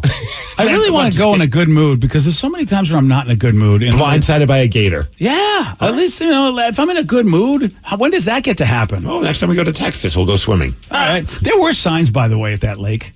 Wait, there were signs that said, hey, alligators are there? Yeah, it's like at that point, it's like, why are you swimming in a lake where I'm not doing that? They literally have signs going, hey, alligators are in this lake. And they go, hey, we're so surprised to see an alligator come after our kids at a place that has signs. Well, signs don't always tell the truth. Okay, so you know what, Danny? You deserve to go to that lake and be eaten. You know what I mean? You deserve. You do. I mean, we'll make sure your kid is safe, but you go ahead and be like, ignore the signs guy. There was a sign at the Washington State Fair that cracked me up. It was like on one. It was like called. It wasn't about alligators, was it? No, it had nothing to do with alligators. It had to do with poop. Poop. I All right. took a picture of it. It doesn't like a poop sign. It was so great. It said like doo-doo place or something like that, and I thought that was the funniest sign I've ever seen. Do you think it really meant poop, or you just thought it was like a great poop joke? No, it said doo-doo only. Oh, doo-doo only. That's the sign. Oh, nice. Well, that's probably exactly what it's for. Like, that looks like a trash bucket. They go, we only want... For horse doo-doo. Yeah, okay. And other stuff. Doo-doo only. Well, what other stuff are they going to put in there? It's got to be only doo-doo. I try to get my wife, said, hey, I want to take a picture of me and Tatum next to this. She's like, no. She wouldn't do it. No, she's just like, I'm not going to grab my child and post her up on next to a giant trash thing of poop. All right. Oh man, I don't Clearly think we think differently as parents, but okay, I'll let this one go. you know what? Sometimes there's hills you die on, and then you go, okay, fine. But I still took a picture of the sign. Yeah, of course. This sign didn't lie to me, Danny. Of course. Doo-doo only. Doo-doo only. I jumped in there, man, and got covered in. Yeah, that's what the sign says, Danny. All right. Yeah, but if I saw a sign that said something about alligators, I'm definitely not letting my kids swim in it. No, I'm not swimming in it. As soon as we had a pond by this house we lived in the Jacksonville area in Florida, and as soon as somebody told me there was an alligator in that pond, I was done. I'm not even going to walk that part of the neighborhood. I don't care how small they are. It's like, I just do not want them living near me. Why are they allowed to live near me? So hey, I saw that same thing on a red dumpster. Doo-doo only. Oh, look at you guys. That's the one I saw. You're doo-doo dudes. At the dump. Yeah. Stir. That's it. That's it. All right, this is interesting. Bob Ross, you remember that guy, right? Yes. Dude, speaking of the fair, they've got stuffed Bob Ross toys, like the stuffed animals. I know that. It's a tough one. I've never seen the documentary, but I've heard enough about how like the money that Bob Ross's estate, like, it goes to the wrong hands, apparently. Yeah, it's which so actually sad. makes me think whether or not I want to buy the thing, but it's so freaking cool looking. That's the problem. There's a lot of cool looking Bob Ross stuff. Was it like one you could win, or was it one that you could actually buy? Both. Oh, okay. Yeah, they have them in different sections. Bob Ross is very popular at the Washington State Fair. He kind of shows up everywhere if you look hard enough. If it's donated and I win it, I don't have a problem with that. Okay. I just don't want to buy it and give those people money. I don't. They said at least the documentary paints them as horrible people. I know, that's what it sounds like. But man, the Bob Ross stuff, I have like a little Bob Ross book of like Bob Rossisms. You're making people cry. It brings a smile to my face. All right, well, listen, you know what? As long as your happiness is on others people's In all tears. fairness, I bought it before I knew about all this stuff. All right, I'm going to let ignorance be your defense on this one. Thank you. There's a painting, I guess, that he completed on the very first episode of The Joy of Painting back in 1983. Somebody is putting it on sale for $9.85 million. The painting, where's BJ at right now, net worth? Maybe we could buy it. Oh, let's check. It's called A Walk in the Woods. And it's owned by a gallery in Minneapolis called Modern Artifact. And they don't exactly expect anybody to buy it, they say. We can't buy it. Why? BJ's only at $800,000 today. Oh, my God. What was I at? They're like $15 million. To $800,000. Yeah. I hate this site so bad. This net worth site is trolling me every day. Damn it, BJ. What the hell are you spending your money on? We had a Bob Ross painting that we wanted to buy. Sorry, buddy. You're going to have to go take your own walk in your woods. So, here's what I will say to you, though. So this Minnesota Art Museum doesn't believe that they're going to be able to sell it for this price. But I put this to you. What do you think is more famous? Magic the Gathering, that card game by Hasbro and Wizards of the Coast, or Bob Ross? Well, I mean, you're asking me, Bob Ross. That's what I think, too. Yeah. And Post Malone just paid $2 million for a Magic the Gathering card that was just released. So I think they're wrong. I think that they could probably get millions of dollars for this painting. There's got to be somebody who's got cash like Post Malone, who's a huge Bob Ross fan. There's got to be more Bob Ross fans than Magic the Gathering fans. So I don't think that's a crazy price to put on there. Maybe 9.85 is a lot, but I think you can get a couple mil. What if someone came back and said, you know what, I'll give you $5? I have a feeling that Martin Artifact's like, okay, yeah, take it. But apparently it's not that easy to find original Bob Ross paintings because they're just kind of all kept in storage. A lot of them. Some of them are out there, but I'm going to probably piss off some art. Really? You're an art enthusiast. You're going to get artsy? Well, honestly, I don't know who's an art enthusiast that actually listens to our show, but I would rather a Bob Ross painting over a Van Gogh or a Picasso. First of all, be Van Gogh. Thank you. I get it, but I talk like the I will tell you this. People, or Van Goghs. There are people back in the day of Van Gogh that had the same attitude towards his work that you do. Like they go, this is trash. Yep. And I don't know what happened over the course of the years, and someone's got to explain this to me. What happened over the course of the years that people appreciated Van Gogh's style as being good art when in the day when he was painting, they thought he was trash? Just like you kind of think he's trash right now compared to Bob Ross. Well, yeah, dude, there's not... If someone said any artist, you can have any work of art by any artist, my first thought would be, can I have a Bob Ross painting? Really? So that is your first... That's your first... I grew up watching him. Yeah. I wanted to paint like him, and every time I got my parents to buy me the paints to do what he does, I could never make a happy little squirrel. Everything looked like a happy little turd. It was terrible. Hey, which we could put right on the doo-doo bin. We really should. Yes. That's what shows to, it goes to show you that art, along with popularity, along with how the public interacts with this art, is what makes art valuable. Because, Tim Kuhn and his vacuum cleaner in a box, or his giant picture of female genitalia, and it's a picture, it's not even a painting. People are paying ridiculous money for these things, and I'm like, why? Why is this a thing? My brain just doesn't understand art sometimes. So I can't really fault you for saying that you think Van Gogh's art is not better than Bob Ross. And yeah, they have a few different Bob Ross ones. And it's like, it just brings me back to being a kid watching it on PBS and being like, I want one of these. And the way he paints with sometimes with regular paintbrushes that you paint a house with. Yep. I think is impressive because I never saw anybody. The devil out of the brush too. I never saw anybody paint like that till him. Yeah. I mean, I gather, I know somebody else created that style of painting and he wasn't the originator. But still, I was like, wow, I was in art class when this was happening, trying to make something look like something like you said, Stephen. And then here he is with a paintbrush just going on there, making happy little trees, making something so much better than anything I ever created with, like the so-called traditional paintbrushes. And he'd crush it in 30 minutes or less. Yeah. Sometimes I would get mad at him when he put a big-ass tree in the middle of a cool-looking scene. And I'm like, man, we don't need no squirrels for this painting. Yeah. But you know what? Who am I to tell him what to do? He has 30 minutes to fill. Yeah, he does. Oh, man, Bob Ross. It's just unfortunate that his family's not getting it. All right, we have got the latest musical artist to hit the 1 billion views milestone on YouTube. So now you got to wonder, who is that? Well, I'm going to tell you. We'll do that at 8:17 on The Rock. BJ and Migs, mornings on The Rock, 99.9 KISW. Thanks for calling Discover. This is Anjali. Hi, it's Jennifer Coolidge. I just got an alert for a strange charge on my card. No problem. We make sure you're never held responsible for unauthorized purchases on your Discover card.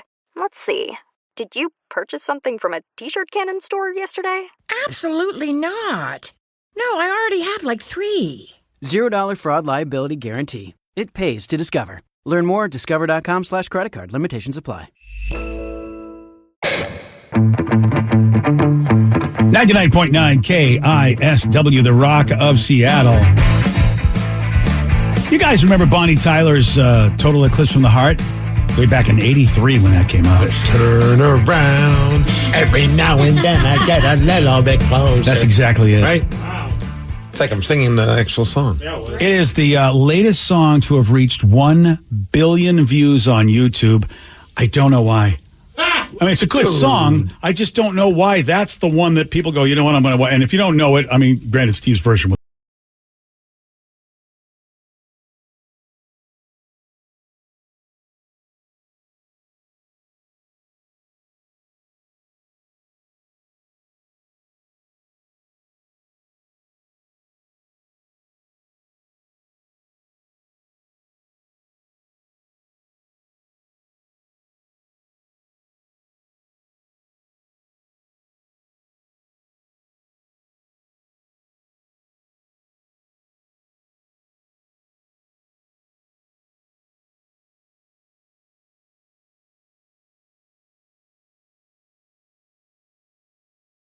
The one that has the most, when it comes to billions of views, 13 billion views, Baby Shark.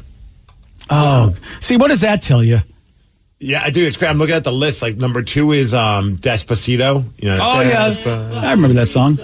Then there's a bunch of Coco Melon songs, dude. It's crazy. Really, Coco Melon is in a billion view club. Number 3, number 4, number 7. Oh, you parents with those kids, man. Dude, nothing shuts your kid up quicker than Coco Melon. Number 18. See, that's why it doesn't count. I just, the views to me don't count because, I mean, like you said, you're just shutting your kid up.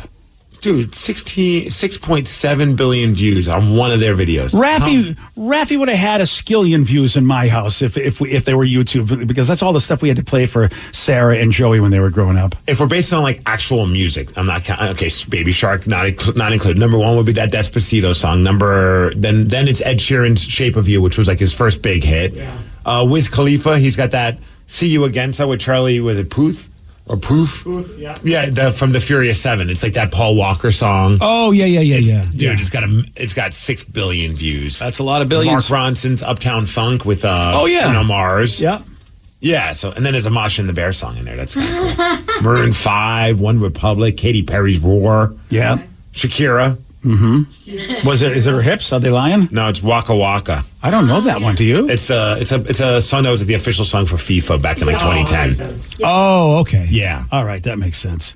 There was a video, though. The first video to ever hit 1 billion views was this one. Back in 2012, baby. It's now the 11th most viewed video on YouTube. I remember this song because it was 10 years ago that I was driving my wife down to California in her car because she was going to go live down there, and we took the big drive all the way down I-5, and this was a song that was on the radio a lot, and so I heard Gangnam Style so much 10 years ago, it was blasting all over the joint. Did you listen to the whole thing, though? Because it's a fun video, but like after about a minute, I'm like, I'm good. Yeah, that wasn't the rule in my car. I think Sarah came down with me, so it was like the three. We had the daughter, we had the wife, we had the dog, and Gangnam Style ruled the day. I remember when everyone that Halloween dressed as Psy. Yeah, I even have a picture of I was doing like a radio remote at some nightclub, and I had a picture with like 5 Psys. 5 Psys. Yeah. I remember they were playing it so much at like clubs and even just bars when they'd play music, and everyone would run out and do it. Like if it was the Cupid Shuffle or the other one, like we would all dance it. We all knew the dance moves, and it was so much fun. But I don't remember the last time I heard that song. Yeah, do you feel slightly old that it's 10 years old? Oh yeah, dude. Yeah. It's got 4.8 billion views. Yeah, man. It feels like it was not 10 years ago. I feel like that was relatively recent Gangnam Style, and it's not. I know I'm not possible. I know doing the math on how much money someone makes from views on YouTube is always kind of complicated because it seems like it changes depending on the day. But I got to imagine 4.8 billion views. You got a pretty penny in his pocket. I think you got millions. I think at that point you're making millions off of that. That's crazy. So he's probably set for life from that one video. Which is, I mean, again, by YouTube standards, then ask yourself, how much did YouTube make off of the billions of views of that? Yeah. I want to know how much money are the Coco Melon people making. You know what I mean? When you got number 3 and number 4 and number 7, all of them with over 5 billion views. It is maddening. I got to figure this out, man. Well, you got to figure out something that will basically just numb a child so the parents can take a break. What can you put up there? Stevie Mellon. Or like Coco Migs. The views of the stupid thing you say, the Paw Patrol dolls. It's not even the real people. It's just people holding dolls and doing stupid voices. And they're adults. And it's so weird, man. And you're telling me how much your kid loves to watch that. It's not even the show. Every day. And these are getting like, one of them, 155 million views. That is some good cash for those folks. Like it's Genevieve's Playhouse. That's like one of the big ones. Yeah. Like that, dude. It's 35 million subscribers. And I'm watching this, and literally they're dolls, and they're holding them by the neck of the doll, shaking it to the left and right, going. Right. And the production is nothing. They're holding the doll and they move it, and then they make voices, but you will see their hands. This is so maddening to me that this is, and your kid loves it. So you'd rather watch this than the actual Paw Patrol show? Oh, God. Let's rephrase that. Every kid loves it. Right. When one of these videos has 311 million views. I'm sorry. I want a documentary I'm going to quit. On how, like, the people behind all of these, like the engineering family, Genevieve's Playhouse. If you're not a parent, you have no idea what the hell these are. If you are a parent, you're probably nodding your head going, yeah, I hate these shows too. Because they're on all the time, and they have millions, hundreds of millions of views. You know these parents they're making bank. Yeah, definitely they're making good money doing it, and I would imagine they're selling I don't know what they can sell because it is not their property.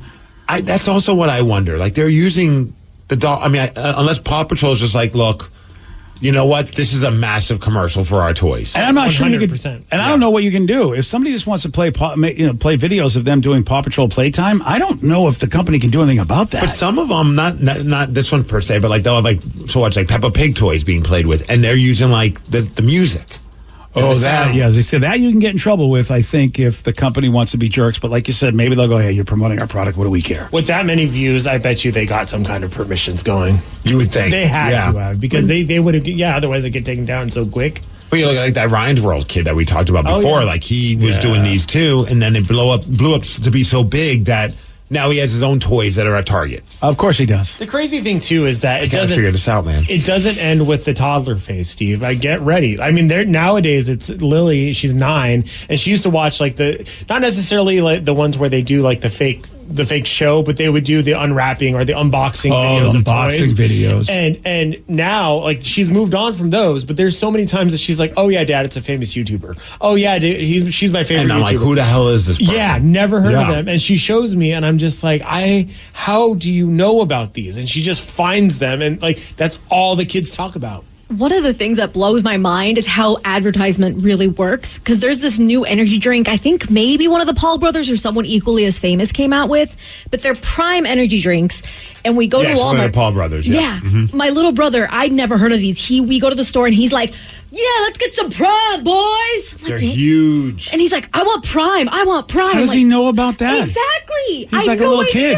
Like I let him play with, like, now strictly only YouTube Kids because he does like to watch like funny cats on regular YouTube. But no, like I think it's some commercial. I don't know. How would he know about the Prime energy drink? It's kind of crazy, man. Wow. Well, even like that Logan Paul guy, because he's doing stuff in the world of the WWE, and he'll come out to the matches with like the Prime energy drink. Of course he will. Or he'll conveniently land outside of the ring and go up to a fan who's drinking Prime Energy, and like he's a brilliant marketer with that. Yeah. One time he had a Prime Energy drink mascot that came out with him. Wow. It's the most popular of like these specialty energy drinks that I've heard. I mean, everyone I know is like all about them. Oh yeah. That's the secret, man. You get some popularity, and then you start merchandising. Yeah. And people will just buy it because of you. It doesn't matter how good it is. It's a bonus if it is good, but usually it doesn't have to be. Shout out to The Rock. Yeah. That's what The Rock does. No. Yeah, yes. He won't shout him out. I'm going to shout him There's out. no shout out to Terramana all day. Yeah. Zoa. Yeah. Zoa for life. Yeah. I've never had. I don't think I have. But I mean, that's the key, isn't it? I mean, of course, with YouTube, though, anybody has a shot. I mean, The Rock and well, though the Logan brothers got famous on YouTube, so Yes. yeah. Or I think it might have been Vine originally. Yeah. I think Vine? I Really? think that's how it all started. Wow. And then, of course, they that didn't last very long, but they did. So then they moved on to YouTube. So Vine did something for somebody at least. A few people. Yeah, I don't know anybody else that was made famous on Vine besides those guys. A lot of TikTokers. Yeah. A lot, They went from Vine to TikTok. How? Okay. I mean, in all fairness, you weren't really spending a lot of time on Vine, like getting to find out who like are the popular Vine celebrities. Not spending a lot of time on TikTok either. Well, even like the guy, the Matt Cutshell, the one that does like all the emo's not dead videos. He's huge in the emo world right now, and he started on Vine, just doing like the 6 minute or 6 second videos. Yeah, crazy. Well, that's the thing. The long tail of any kind of entertainment, is just insane. There are people that are making money doing everything, no matter what it is. And that's why I'm going to start my own children's show on YouTube. Listen, at this point, I can't say it'll be worse. Yeah. I mean, if you can make a worse show than what I just saw from Genevieve's Playhouse, I hate Migs' to be Playhouse. Yeah, do it like maybe a really bad Pee Wee version of it, and. Yeah, I mean, how are the voices, Steve? Because I didn't hear that. Do they sound like they are at least something? Are they trained in any sort of like performance? No. Well, that's what it's really is. Typically, one woman just making different voices, like, "Hey, I'm Rubble. Hey, I'm Sky," and that's it. It's no better than what I just did. Oh my god! And that's getting millions of views. But you know what? As annoying as it is, they have to put in the work because the part of the key of the success is like putting out new content practically every day. Well, if you don't have to worry about writing anything and you could just literally just do stupid stuff I could do that right now. Some of them they just make it, but then like sometimes we'll end up on like some like wannabe Genevieve's Playhouse, and then I'm like, how did we end up on this one because of how just YouTube works? And then all of a sudden you start hearing what they're saying, and I'm like, yeah, I don't need my kid hearing this kind of like. It's like, oh yeah. One of them was like, he's doing one of the dolls. He's like, "You suck, Marshall. I'm going to kill you." And I'm like, wait a second. What's going on here? Okay, now that's a channel I'll subscribe to. I was like, what the hell's Genevieve doing? It got dark. And then I realized we're watching like Peter's Dark Patrol. Pumpkin House or something. I don't know. Yeah. Do you want to hear the voices, BJ? Yeah, let me hear I'll be so upset. Let me hear It's it. going to be so great. Well, maybe not. Okay. You know what? It's probably for the best. Yeah, okay, that's fine. All right, hold on. Full power to the shields. We can do this, Danny. Don't worry, we'll fix this in post. Yeah, we'll fix it in post. Once Marshall picks out a costume, we can go trick-or-treating. Okay. It's the music. Look, everybody, I'm a skeleton. I think it's a little too bony. Oh, wait for me. I'll be right back. Oh my God, this is what's beating me. This is what's Can't getting wait more to see views what than anything Marshall I'll ever picks do. for his costume. Arrgh, you scurvy scallywags. That's it, huh? And your daughter likes this. likes it. Loves it. I got news for you. I'm giving the kid up for adoption. I'm not. I'm going to say, kid, I am so sorry, but I cannot support this. No, and it's like that. That has become like it's. And we like, okay, you can only watch maybe like 30 minutes of that tops because like mom can't handle it. I could tolerate it. Mom can only last like 10 minutes. I don't blame her. No, I don't either. But it's like that's what she loves, man. Like I'd rather watch the actual Paw Patrol. Like I mean that. Where they actually spend time animating it and writing it and create stories. And these are just like, I'm a pirate. I got Skywag. I'm going to cast aspersions, okay? What's that? Because your wife is like, look, I want to watch something that's good quality. Yeah. And your daughter's got to get these attributes from somebody. And I always question the quality of what you like to watch. Oh, so you think the tastemaker is working? It's totally her. Yeah, she's totally a tastemaker. She's going to start Tatum's Tomatoes soon. Tatum's Tomatoes? Yeah. I'm in for that if it gets us views. Yeah. Yeah, well, whatever. At this point, anything can get you views. That's the crazy part. Like, I don't even know if these people doing these shows have children. There are no children on these shows, which is good. Like, I mean, I always think it's weird when, like, you see one that's, like, every day they're putting out content and it's, like, a 6-year-old. And I'm like, I mean, at some that little point, kid made bank though. Was I it know. whatever that kid that was he unboxing stuff or the playing? Ryan's World? Yeah, Ryan. Yeah. That kid. Yeah, that kid made bank. And now I'm looking at like the engineering families, like one of these ones, and they got their daughters. They just call her the assistant, which I think is hilarious. Like she doesn't have a name; it's just assistant. And it's like, but now she's like a teenager, and she's still doing these videos. And I'm like, it's a little awkward. But you're making millions of dollars. What can you do about this? Is she complaining? Is she like, Dad, I don't want to do this anymore? My friends are making fun of me. Or is she like, Dad, can we keep making these because my friends love all the money we're making and we're going out to all these cool things? These are tough questions. You know, it really, really, yeah. I mean, it's a tough one because if you're making the cash, how do you turn it down? I mean, especially if the kid's getting a piece of it. It's so weird, man. And I wonder how much the kid is getting. Like, is the kid getting any of that? Or all I know is some of these families, I remember watching some of their earlier videos, their houses look very modest. And as the kid got older, the houses got nicer. Yeah, they did. Yeah, they did. That YouTube money. All right. Well, yesterday, Steve, he did get this one right. The Da Vinci Code opens with a murder in which famous museum? I'm going to go the Sistine Chapel. No. The Smithsonian. Nope. Museum. The Louvre. Yes. Nice work. Yeah, good job, buddy. I'm brilliant. Yeah, you are. Yeah. You want a shot at beating Steve? You got a 206-803-ROCK. We're playing Beat Migs. We're going to do that at 8:47 on The Rock. Today's podcast was brought to you by Travis Gagne, bankruptcy attorney. He's here right now and has agreed to answer more of your questions about bankruptcy. Here's another question from a listener. I'm getting my wages garnished. Can bankruptcy help with that? Absolutely. One of the big reasons people file bankruptcy is because they have a judgment or a lawsuit against them, or their wages are getting garnished, and so they can't pay their other regular ongoing bills. People sometimes think that you can't file bankruptcy once they have a judgment against them or once a garnishment has started, and that's not true. Filing bankruptcy will immediately stop any garnishment that you have going, except for child support, and stop your creditors from continuing on with garnishments of your bank account, your wages, and in most cases will discharge that liability through the bankruptcy process. And we can file a bankruptcy case for you usually the day you come in. Thanks, Travis. If you have more questions about bankruptcy, you can reach out to Travis anytime at choosetherightchapter.com. That's choosetherightchapter.com. Thanks for listening. Dealing with an accident and injury claim can be overwhelming. Let Phillips Law Firm fight for you. We understand the pain and suffering, and we're here to guide you through. Call 1-800-JUSTICE today for a free case review, or visit justiceforyou.com and let Phillips Law Firm help you on the road to recovery. It's after bedtime, the kids are asleep, and the moms are out to play. We're Dina and Kristen, the duo behind the Instagram account Big Little Feelings. I'm Dina. I'm a child therapist and mom of two who nerds out on all things neurobiology and psychology. And Kristen is a parent coach who wrangles 3 kids on a daily basis, here to give it to us like it is. We weren't meant to do this parenting thing alone. Consider After Bedtime your village. Follow After Bedtime with Big Little Feelings on the Odyssey app or wherever you get your podcasts. Your home is going into foreclosure and you feel like a financial wreck. You don't know where to turn for accurate information. I'm bankruptcy attorney Travis Gagne. Let's talk about some legal options. If we work quickly, we can propose a plan to save your home, modify the loan, or in many cases even eliminate your second mortgage.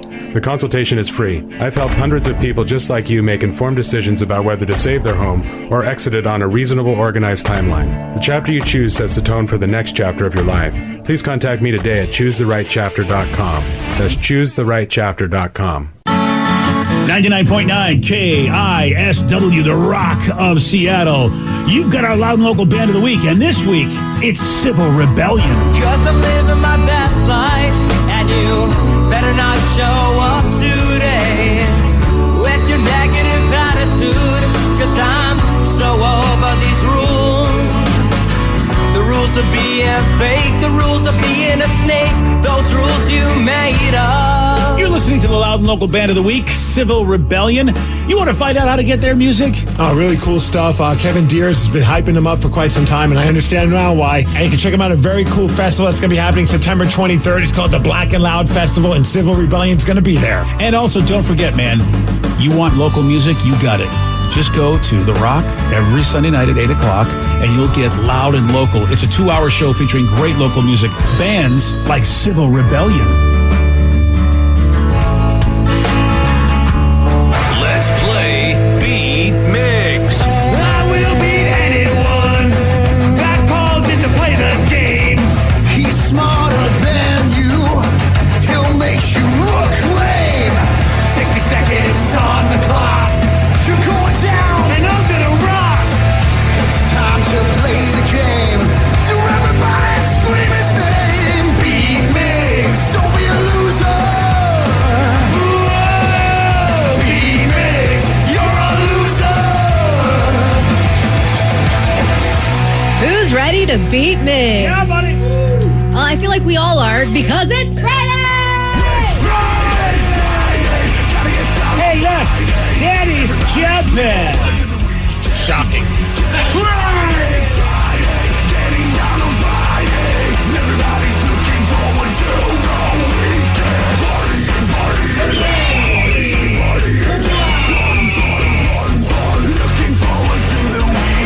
And happy sunny Blue Friday. It's a very nice one today. Yeah, listen, not to say anything, but Danny was just looking up Mariners tickets since we're talking sports. Yes. Good luck to you.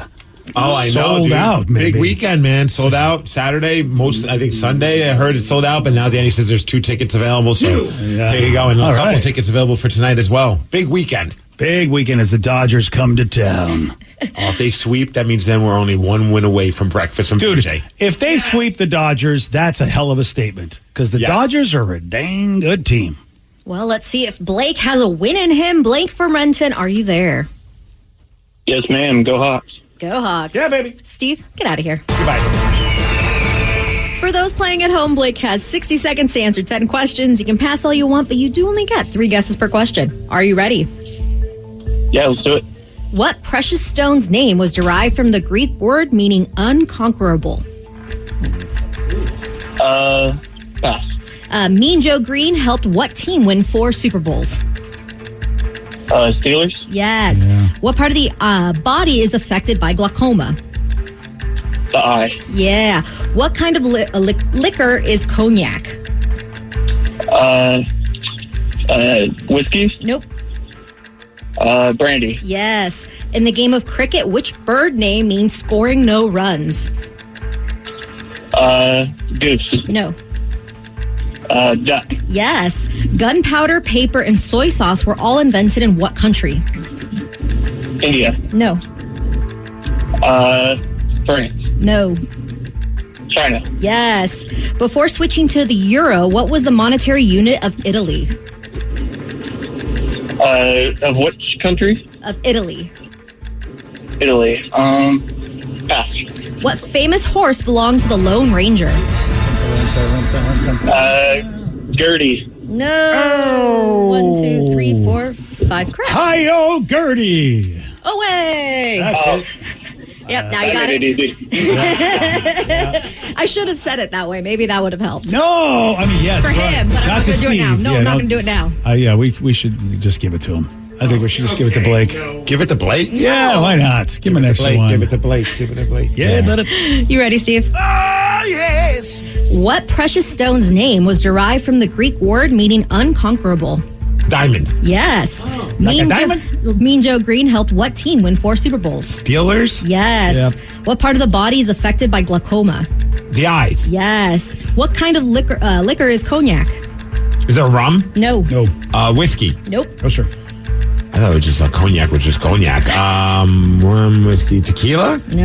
No, Lewis Rock. In the game Scotch. No. Oh. In the game of cricket, which bird name means scoring no runs? Dove. No. Pigeon. No.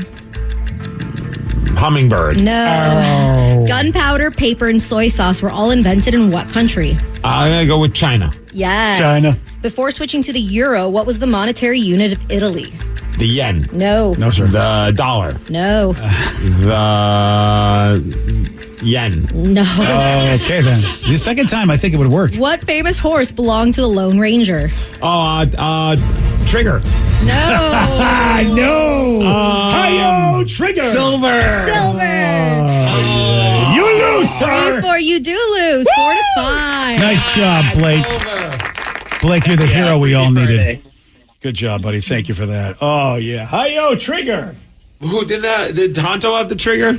No, that was Hopalong Cassidy, I think. Did he have Trigger? No idea. Or was it the other? I don't know.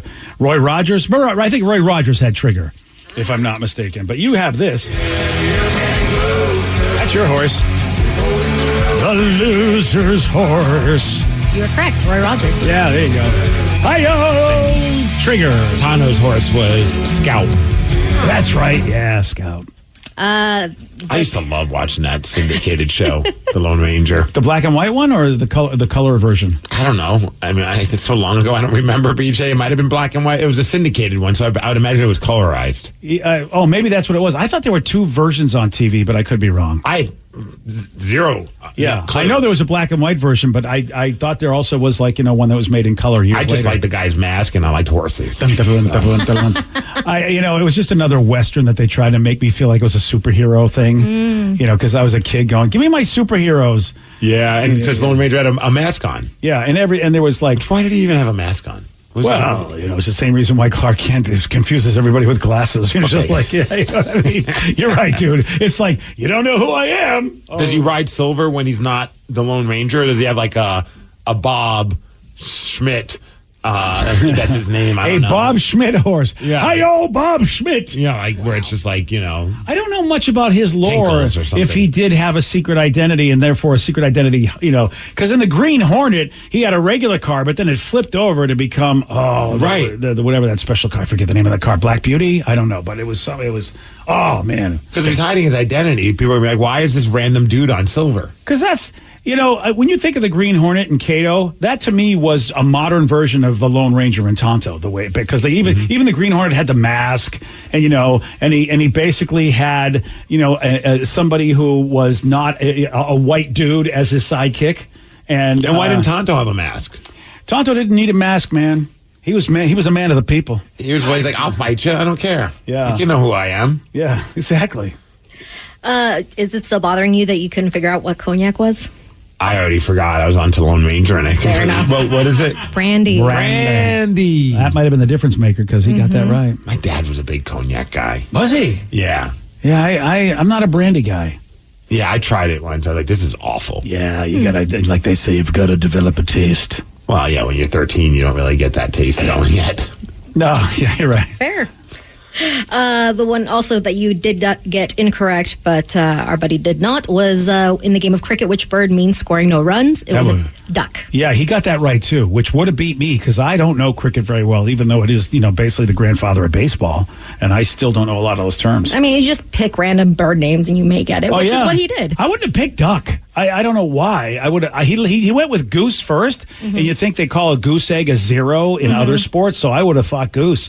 And I love British stuff. You'd think I would know cricket more, and I just don't. All right. Well, do you know what the monetary unit of Italy was before they switched to the euro? Is that the lira? Lira. Yeah. Lira. Okay. Are you sure it's not yen? Because I really feel like the third time, yen's the right answer. It should be, right? Yeah. Definitely. Sorry, man. Well. Did you know that the Lone Ranger was never seen without his mask or any kind of disguise during the episodes? Oh, so he was always the Lone Ranger? He was, yep. Nobody knew who he was. What did he do during the daytime or whatever he wasn't fighting crime? He was probably napping. Yeah. That's kind of weird, man. When you think about it, like everybody has a secret identity. Yeah. Yeah. Yeah, I didn't know that. Apparently, whoever wrote up the show, they had a bunch of guidelines that, like, okay, whenever Lone Ranger is happening, yes, he can never be seen without a mask. He can never be captured or held for any length of time by lawmen. Because they would unmask him. Dude, it's amazing how Westerns were so big. You know how superhero movies now, people are having fatigue?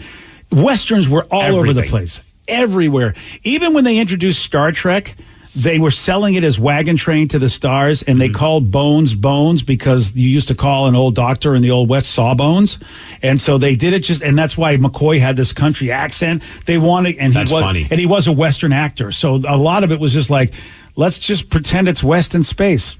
You know, it's like Westerns were so big, and my dad loved them, and I hated them so much. Oh, I did. So apparently, the Lone Ranger did have a name, but in order to keep the deception and to make it seem like he died, so they can keep being the Lone Ranger, his name was Ranger John Reed, and they placed a fake, basically a gravesite with his name on it. So all the bad guys thought that all the Rangers were dead. So the Lone Ranger just died that day and became the Lone Ranger. Oh, I didn't realize like he was a ranger like the Texas Rangers. Mm-hmm. Oh, like that's, it never even occurred to me like he's a lone, like Walker the Texas Ranger. Mm-hmm. He's just a sad ranger. But he had a friend. Put that together. You think Tonto's like, make me a ranger, man. That way we could be like the duo. And when you the ranger team. And I don't know, I didn't watch the episodes, but like, back in those days, the white dudes and Native Americans didn't really get along so well. So the idea that, hey, buddy, how'd you like to be my sidekick and fight crime? Really? I think you're the guy we hate, aren't you? Like, the white devils that we hate? Originally, it all started on the radio, too. Oh, really? The Lone Ranger. I do remember that, yeah. Well, a lot of stuff started on the radio, man. People forget that. Because they're dead. That's probably why they're dead. Now that I realize anybody would remember that they're dead. And one of the guidelines, which is why I never got to be the Lone Ranger in all my efforts to try, he was told that whoever made the Lone Ranger, they always had to have him use perfect grammar and precise speech. Devoid of slang or anything along those lines. You're done. That's why I never got the gig. Yeah, it's over for you. I was wearing the mask. I had a Lone Ranger mask. Yeah. And a cap gun. And they knew you weren't the Lone Ranger because you're like, hey, Yus, get off of this street. I shoot better than you. Yeah, give me my cap gun. Yeah. Hey, this is my partner, Tantolio. Well, I don't know. Does he work at Carlos Bakery? He sure does. Hey, Hoboken style, baby. Yeah, no. All right. We learned way too much about the Lone Ranger this morning. Yeah, you know what? And the fact that you were very fascinated with it, I would have never picked you as a Lone Ranger guy. When I was a kid, I liked horses and masks. Okay, well, you know what? That explains your weekend activities. I think we've summed you up, sir. I didn't mean it that way. You're a case study and you are wrapped up. What was the theme song for the Lone Ranger? Was it like I'm the Lone Ranger. Didn't Armie Hammer play the Lone Ranger in the movie? Yep. The guy that was like the Social Network guy with the in 2013 with Johnny Depp as Tonto. Johnny Depp was Tonto. You remember that? That was the big thing. I forgot there was even a Lone Ranger movie. Yeah. Oh yeah, look at that. Was it a comedy? No, I mean, it was supposed to be like it was supposed to be like a Western of pirates. Johnny Depp Tonto. Look at Johnny Depp. He's like, do you want to see me look even more ridiculous than Captain Jack Sparrow? Here I go. From the team that brought you Pirates of the Caribbean. That's really what it was. It was like, he was supposed to be kind of like the comic relief, but it really wasn't. And is Johnny Depp Native American at all? Mm-mm. Oh, that's not a good look, Johnny. Yeah, that's dude, there's so much controversy about getting it right. Maybe we'll talk about that during Listeners on the Loose, because I read something about my favorite show that I cannot believe this is why they did what they did, and I'm so bummed out about it. Maybe we'll bring it up, maybe not.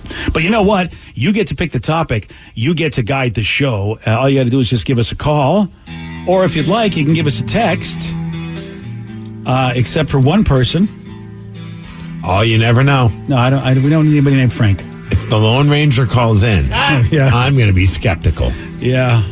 I'm sure hey, Frank, that's one thing he can do is to get you to answer the phone. Is just go dun dun dun dun dun. You picked the topic. Aliens. We are all going wormholes. 206-803-ROCK, the number to call, the number to text. Your calls, your text at 917 on the Rock. BJ and Migs, mornings on the Rock, 99.9 KISW. 99.9 KISW, the Rock of Seattle. It's Listeners on the Loose, brought to you by Snoqualmie Casino. Listeners on the Loose, a segment that I used to enjoy, but last couple of days. It all changed as of yesterday. Yeah. Or I guess for the last few days, thanks to our wormhole. Yeah. And we have a whole bank full of calls again, which I think is just one guy pretending to be everybody on these lines. That's impossible. You say it, but yesterday it happened. He was multiple calls. That's very true. 206-803-ROCK, the number to call, the number to text, whatever you want to talk about. Do remember, Steve has a rule. It's a simple rule. We might be using it quite a bit this morning, BJ. That's to show some energy and bring it. Otherwise, you will be gone. And then we have to say goodbye to you. Goodbye, old friend. Now, our phone screener, Joey D's, promises that these are legitimate calls. Nobody is pretending to be anybody they're not. So with that, let's go to Steve's grandma, calling from grandma's house. Who's on my grandma? Your grandma, calling from her own house, I guess. That would be in the afterlife. The afterlife home. Hello, Steve's grandma. Hello. Wow, she sounds rather spry, considering she's not been on the planet for a long time. It sounds just like grandma. Yeah, Grandma? Like when she discovered you doing something. I'm doing very well. How are you guys doing today? Good. I'm glad that you're back from Texas. Right. Well, of course. Now, today I wanted to talk about artificial intelligence. Is that all right with you, Stevie? I don't know. You're a pretty religious lady. I don't know if you really are into the whole artificial intelligence thing. Yeah, you got rosary beads that you're working hard because of the fact Steve was working hard one day. I'm starting to think this isn't my grandma. Oh, really? Yeah. I'm not convinced. So far, I mean, she's spot on to what your grandma sounds like. She sounds like my grandma. Yeah. But I don't think it's her. Me, Stevie. I'm the real deal Holyfield. It's me, baby. Oh, she was a Holyfield fan. She was a that was a big issue with us. I was a Tyson guy, and she was a Holyfield girl. I remember her saying that every time. I'm the real deal Holyfield. Yes. What's your favorite memory about you and I, Grandma? Well, I think it was when we got ice cream that one time. And the WEF tried to read our brain waves to the artificial intelligence enabled headphones that we were wearing. Boy, I remember that. She's right. That was that time. You know, your grandmother was really all over this artificial intelligence way back when you were getting ice cream as a toddler. We both got soft serve, and then we had our brains read. Yeah, and Grandma, have you ever figured out who's doing that? Who's doing this artificial intelligence brainwave probing? Well, it's the WEF, the World Economic Forum. I'm not crazy. This is really happening, okay? The World Economic Forum. I kind of want to keep talking to Grandma because at some point that Grandma's voice is going to get blown. Yeah, and I think we're doing all the world a favor to blow this voice. What? That didn't take long. Well, Grandma, it's been really nice really talking great. to you. You know, I think I think this is Yeah, have a good one. There we go. I think, you know what, I don't have any texts in front of me, but I'm getting a feeling people are thinking you might be a little lax in the gong job, my friend. Oh, no. People wanted to hear more from my grandma. Oh, did they I really? hope Grandma called. No, please gong. For the love of God, please gong. Yeah. I missed that one. Sorry, my bad. There you go. Let's go to Bob Johnson in Oak Harbor. I don't know. Bob Johnson. No related to Neil Dixon, who's also from Oak Harbor. Hi. Bob, you are on the rock. Hey, this is Bob. I just wanted to say that, you ever notice when you get on an airplane and you get really, really tired? Yeah. You ever notice when you get on an airplane, you feel really, really tired? I think that's because they're not giving you enough oxygen up there. That's also why the pilots kind of sound like that. Well, what is happening? You know, this is not Frank. Unfortunately, Frank has just encouraged all the other people who are just amazing. What kind of seat do you like to sit in when you're on a plane? Are you a window, aisle, middle? Well, usually the window, so I have a nice view when I pass out. Oh, because of lack of oxygen. Steve passes out really quick on airplanes, so I think you can relate, right? I pass out everywhere. I think I have a lack of oxygen in my brain at all times. I kind of want to pass out right now. Okay, that's fair. Yeah. If only somebody had some sort of sound effect that could be played. Damn. That's not the one I was thinking of. That one? Yeah, that's. Hey, Bob, you've got the floor until Steve deems you Unworthy. Mr. Unlimited. I also think, that's why the flight attendants just aren't that smart. There's just not a lot of oxygen up there. That's, just my opinion. Intelligent. But... Doubling down on the humor, man. Russ likes it. I mean, Russ is your CFO, or who's in charge of Alaska right now? Yeah. I think Gino's working for Delta. Gino's working for Delta. Yeah. Buoy.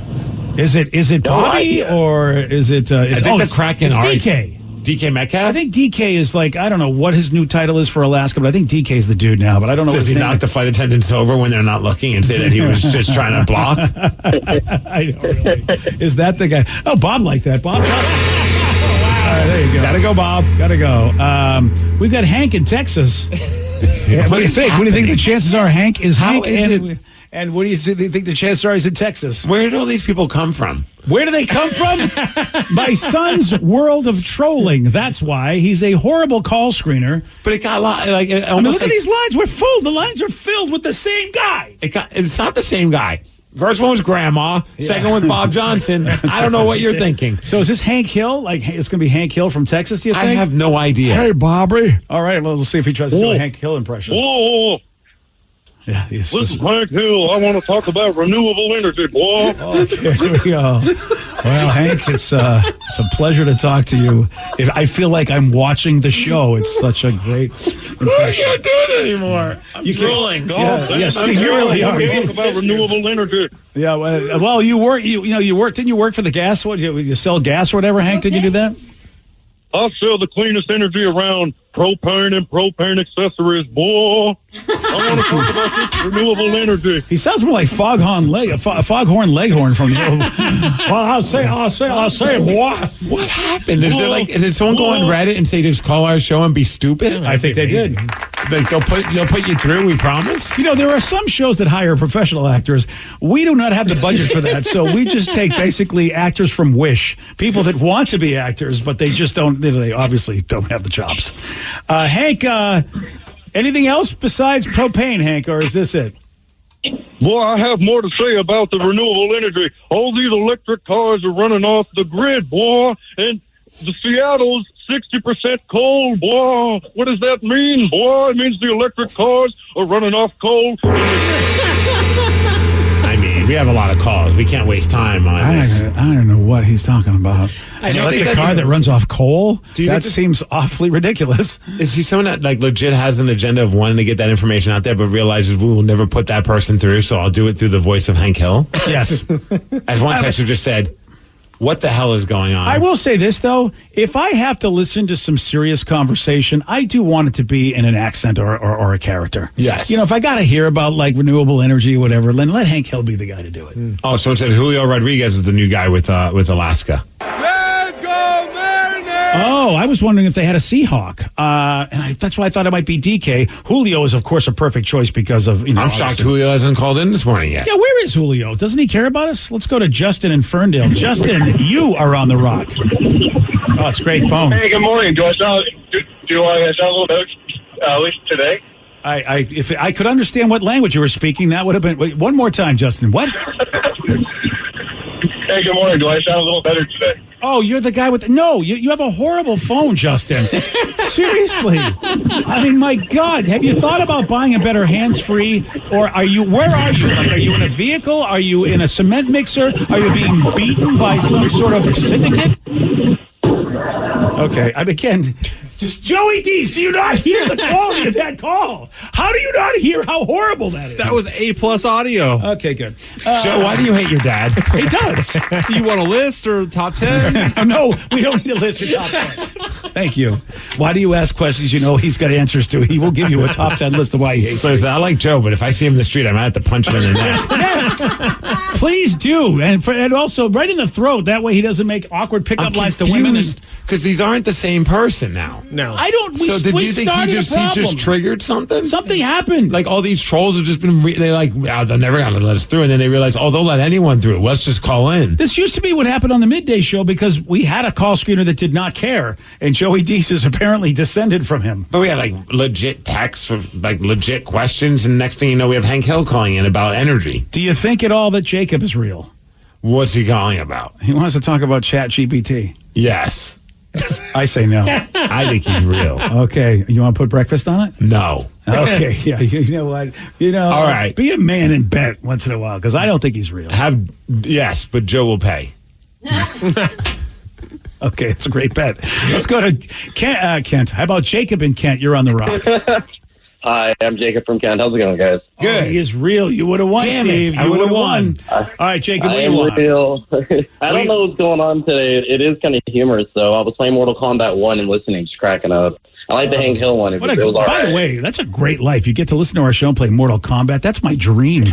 It just came out. It's so cool, but that's not what I wanted to talk Oh, about. they got a new Mortal Kombat? Hold on. I know you want to talk about something else, but what's this on? PS or Xbox? Oh, dude, it's on everything, including Switch now. It's called Mortal Kombat 1, man. I love the graphics. The story is super cinematic. It's just like I pass the controller to my wife, and then my son, and we'll just go through as we watch for a fight. It's really cool. I might have to. You know what? This might get me back into video games because Mortal Kombat. I was thinking about Switch. Get a Switch, man. I didn't know the Switch actually switched from portable to TV. I just learned that about a week ago, so I'm very excited. All right, so what do you want to talk about, Jacob? Thanks for tipping me to Mortal Kombat. I love that IP. Yeah, no problem, man. I was watching South Park the other day, and it was this episode where Stan had an issue with Wendy, and in order to solve it, he goes to a buddy in school, and he's like, hey, man, don't even worry about texting her. I just use ChatGPT, man. It just solves it all. And I was just thinking, I wonder where that's going to go. That and, like, AI photos, because you can create anything with it, and it's like, where does it stop? Oh, yeah. The photos I've created of Danny are pretty amazing. I've seen a couple of photos where I'm like, when did this happen? And I'm like, it's like the Undertaker playing basketball. And I'm looking at it and I realize he has like 8 fingers. And I'm like, okay, it's not real. But like everything else about it look real. And then I'm in here and I guess like AI has a hard time making hands. And so some things have like multiple fingers, That's which I awesome. think is hilarious. Like that's a cool little like Easter egg. Like, okay, this isn't real because he's got 16 fingers. Yeah, you know, Jacob, it's pretty awesome. And I will say, once it gets the finger thing right, if that's what we just have to look for the hands, it's almost like a bad sci-fi movie. Look for the hands to see if it's real. But yeah, the ramifications of people not knowing what is and isn't real. I mean, I have a problem sometimes with onion articles because I just, first glance, I got to really check. Like some of the articles you see, is this really true or is it an onion article? Yeah, and then when you realize it's true, you're like, what in the world? Yeah, it is.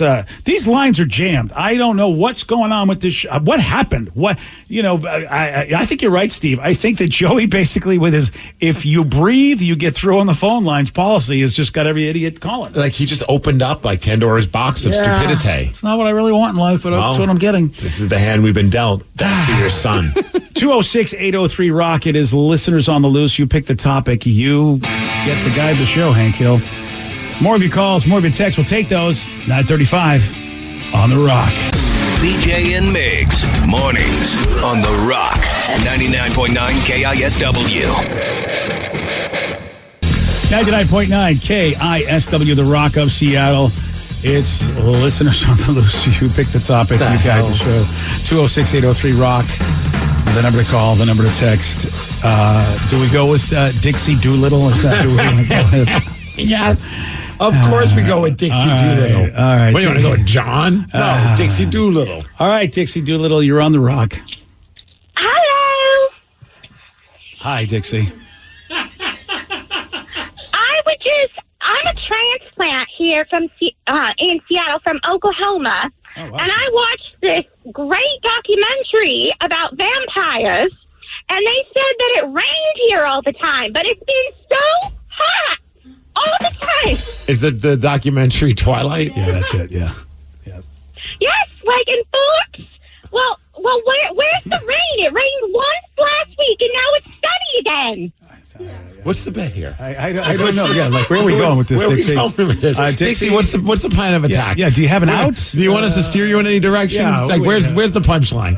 Or is that the punch? Did you see the Twilight documentary about the rain? Well, you have to drink what you have to do in order for it to rain, you have to take part in an ancient Seattle ritual. You have to go down and get a fish thrown at you while having a coffee in your hand. That's what you have to do.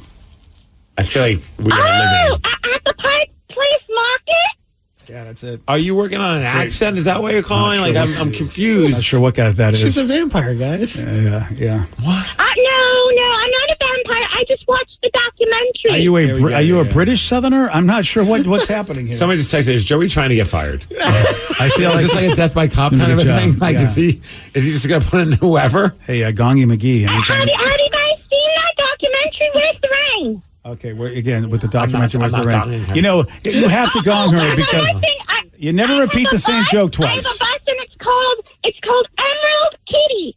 Get it? Emerald Kitty in the Emerald City. What? Why won't you gong this? I don't know. Why are you? You're tormenting the listeners. Well, because she's a good Southern girl, and it said that would be very disrespectful. She's a good something girl. I'm not Southern. I'll tell I you don't that. know what. No, my name is Dixie Doolittle. Yeah. And by the way, I still want to know what your point. What's she the point? she sounds like Vicky trying to do one of her impressions. Well, you're from Seattle, right? Where's the rain? Okay, is this the fifth time you're going to ask us where the rain is? Why- we get why- it. why are you We asking get about it. the rain, It's- Dixie? I'm confused. Yeah, we don't understand. Why would you care about rain in Seattle? What does that got to do with our city? Because you're in Seattle. It rains here all the time, but it hasn't in days. Yeah. I didn't think Gong was going to come on that one, to be honest. I was so waiting, Danny. Steve should have the gong taken away from him. He's I'll really be honest not with you. I just wanted to get past the fourth wall on that one. There was no fourth wall. Yeah, it was, I wanted to get inside the mind of who decided to do that. Like, what was the goal? Was it just to do this accent? Was it the Twilight? Was that the joke? Here's what it is. There need to be more to it. People think that they can be comedians. They think they can do our job. And it's so nice to illustrate just how you can't. Well, I think we're proving anyone can do Joe's job. Oh, yeah, you're right about that. You're right. Let's go to Jimothy. Jimothy in West Seattle. I can't wait. Love it. Jimothy, you're on the rock. What's crack-a-lean?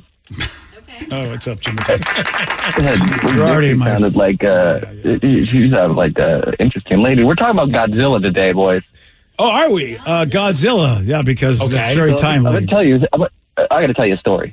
So a couple years ago, Godzilla and Kong had their rematch. And that's why Jimothy had to go. Kids, you cannot drop the F-bomb. That's just, you can't do it. At least Dixie didn't curse BJ. No, she didn't. She understands the stage that she's on. You're not in a comedy club, okay, buddy? All right? You're not in a comedy club. You can't be So I said, this is too stupid. Not even close to funny.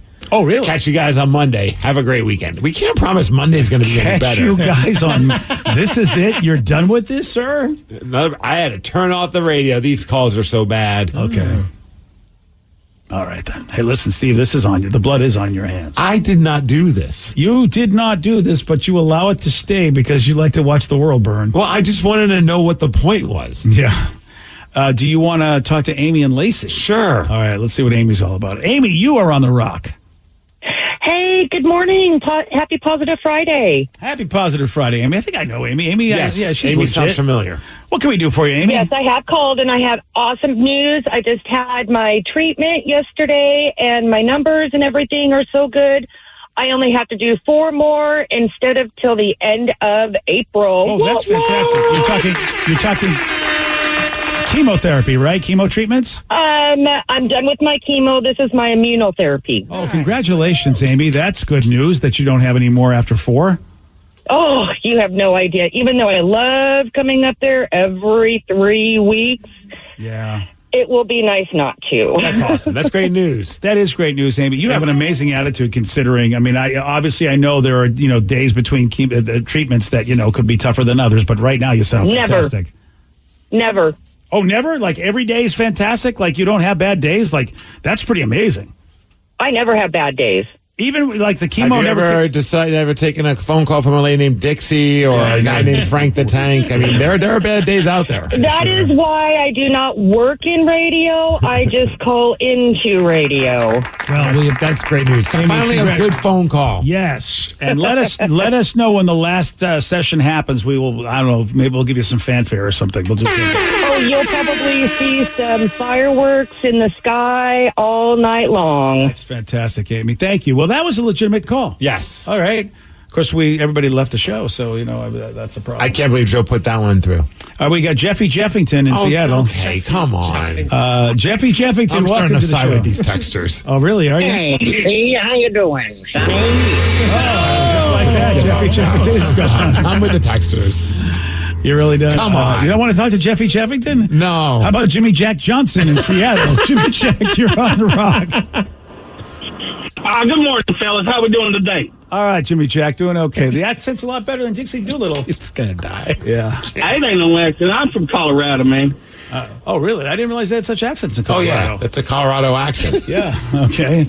Well, what do you got for us there, Jimmy Jack? Southern Colorado. You know how it is down there. But I really anyways, don't. I That's came why I up here said about it. a month ago. I'm in Seattle now, and I am amazed and shocked at the taxes up here. The taxes? You want to talk taxes? Well, see you later. That's all I get hung up on. Give me a break. What is happening? By the way, tourists, it's pretty simple. We don't have a state income tax, so they tax us everywhere else. That's how it works. And you know what? Basically, we're a smart state. We make you pay.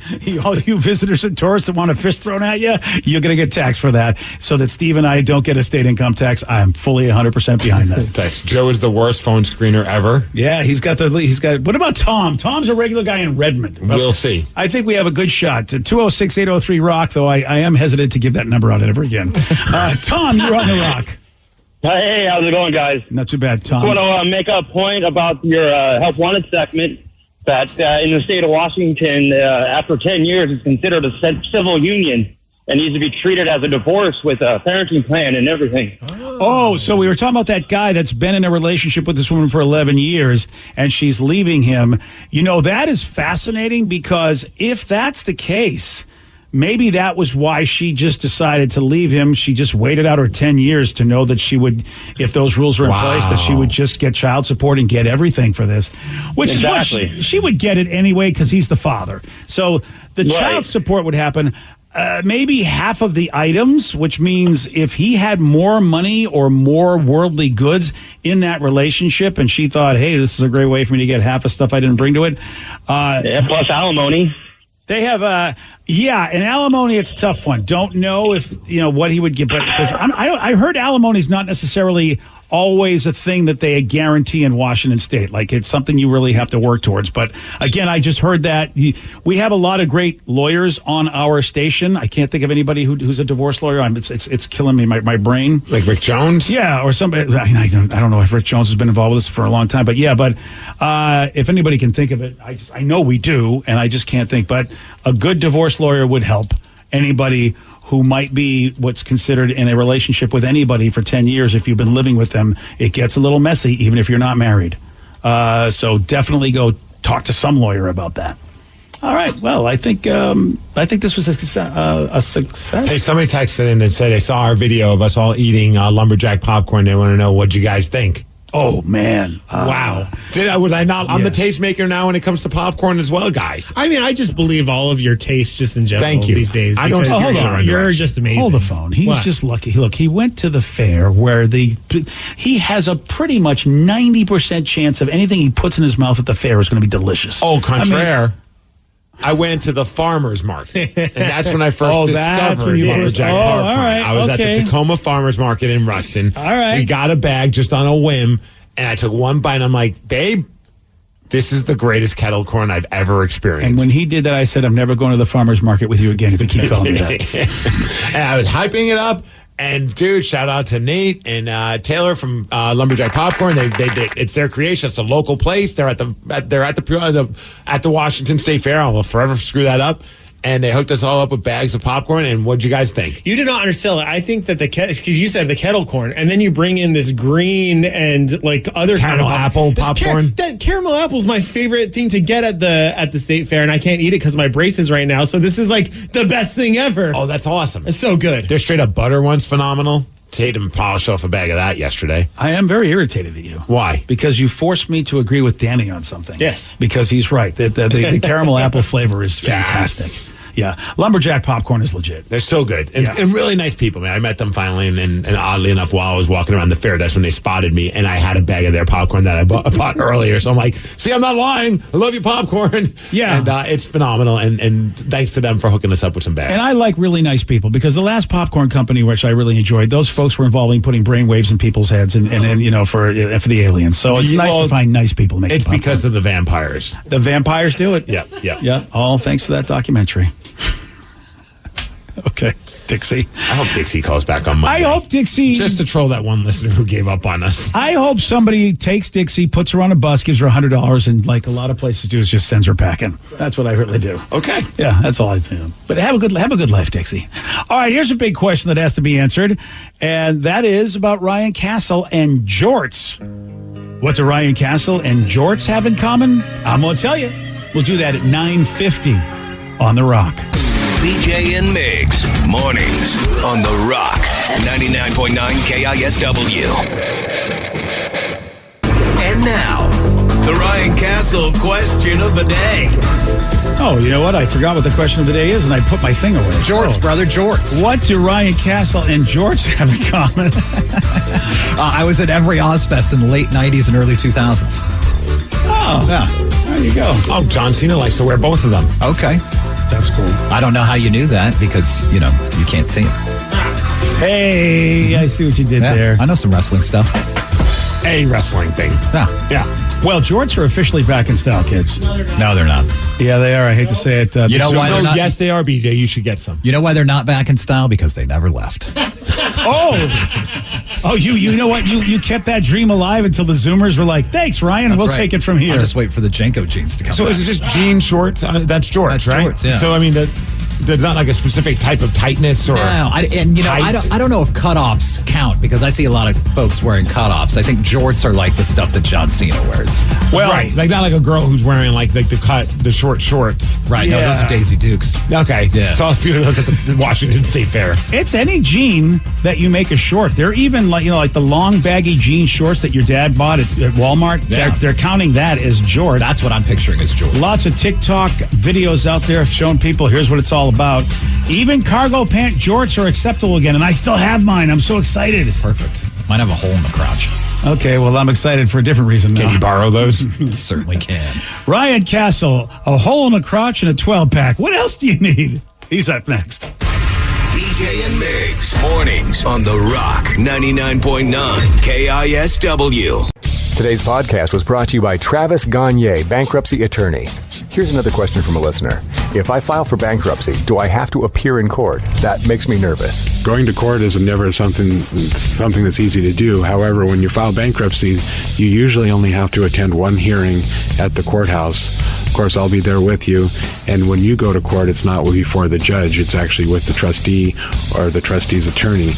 One of the things that's critical in a bankruptcy is that you give your attorney and the court all of your information. You list all of your assets and all of your creditors. That's what we're trading for your discharge, is your true and honest disclosure of your assets and liabilities. And so the court hearing is just usually about a 5-minute deal where you show up and reaffirm and swear that all the information you've given the court and your attorney is correct. Thanks, Travis. If you have more questions about bankruptcy, you can reach out to Travis anytime at choosetherightchapter.com. That's choosetherightchapter.com. Thanks for listening.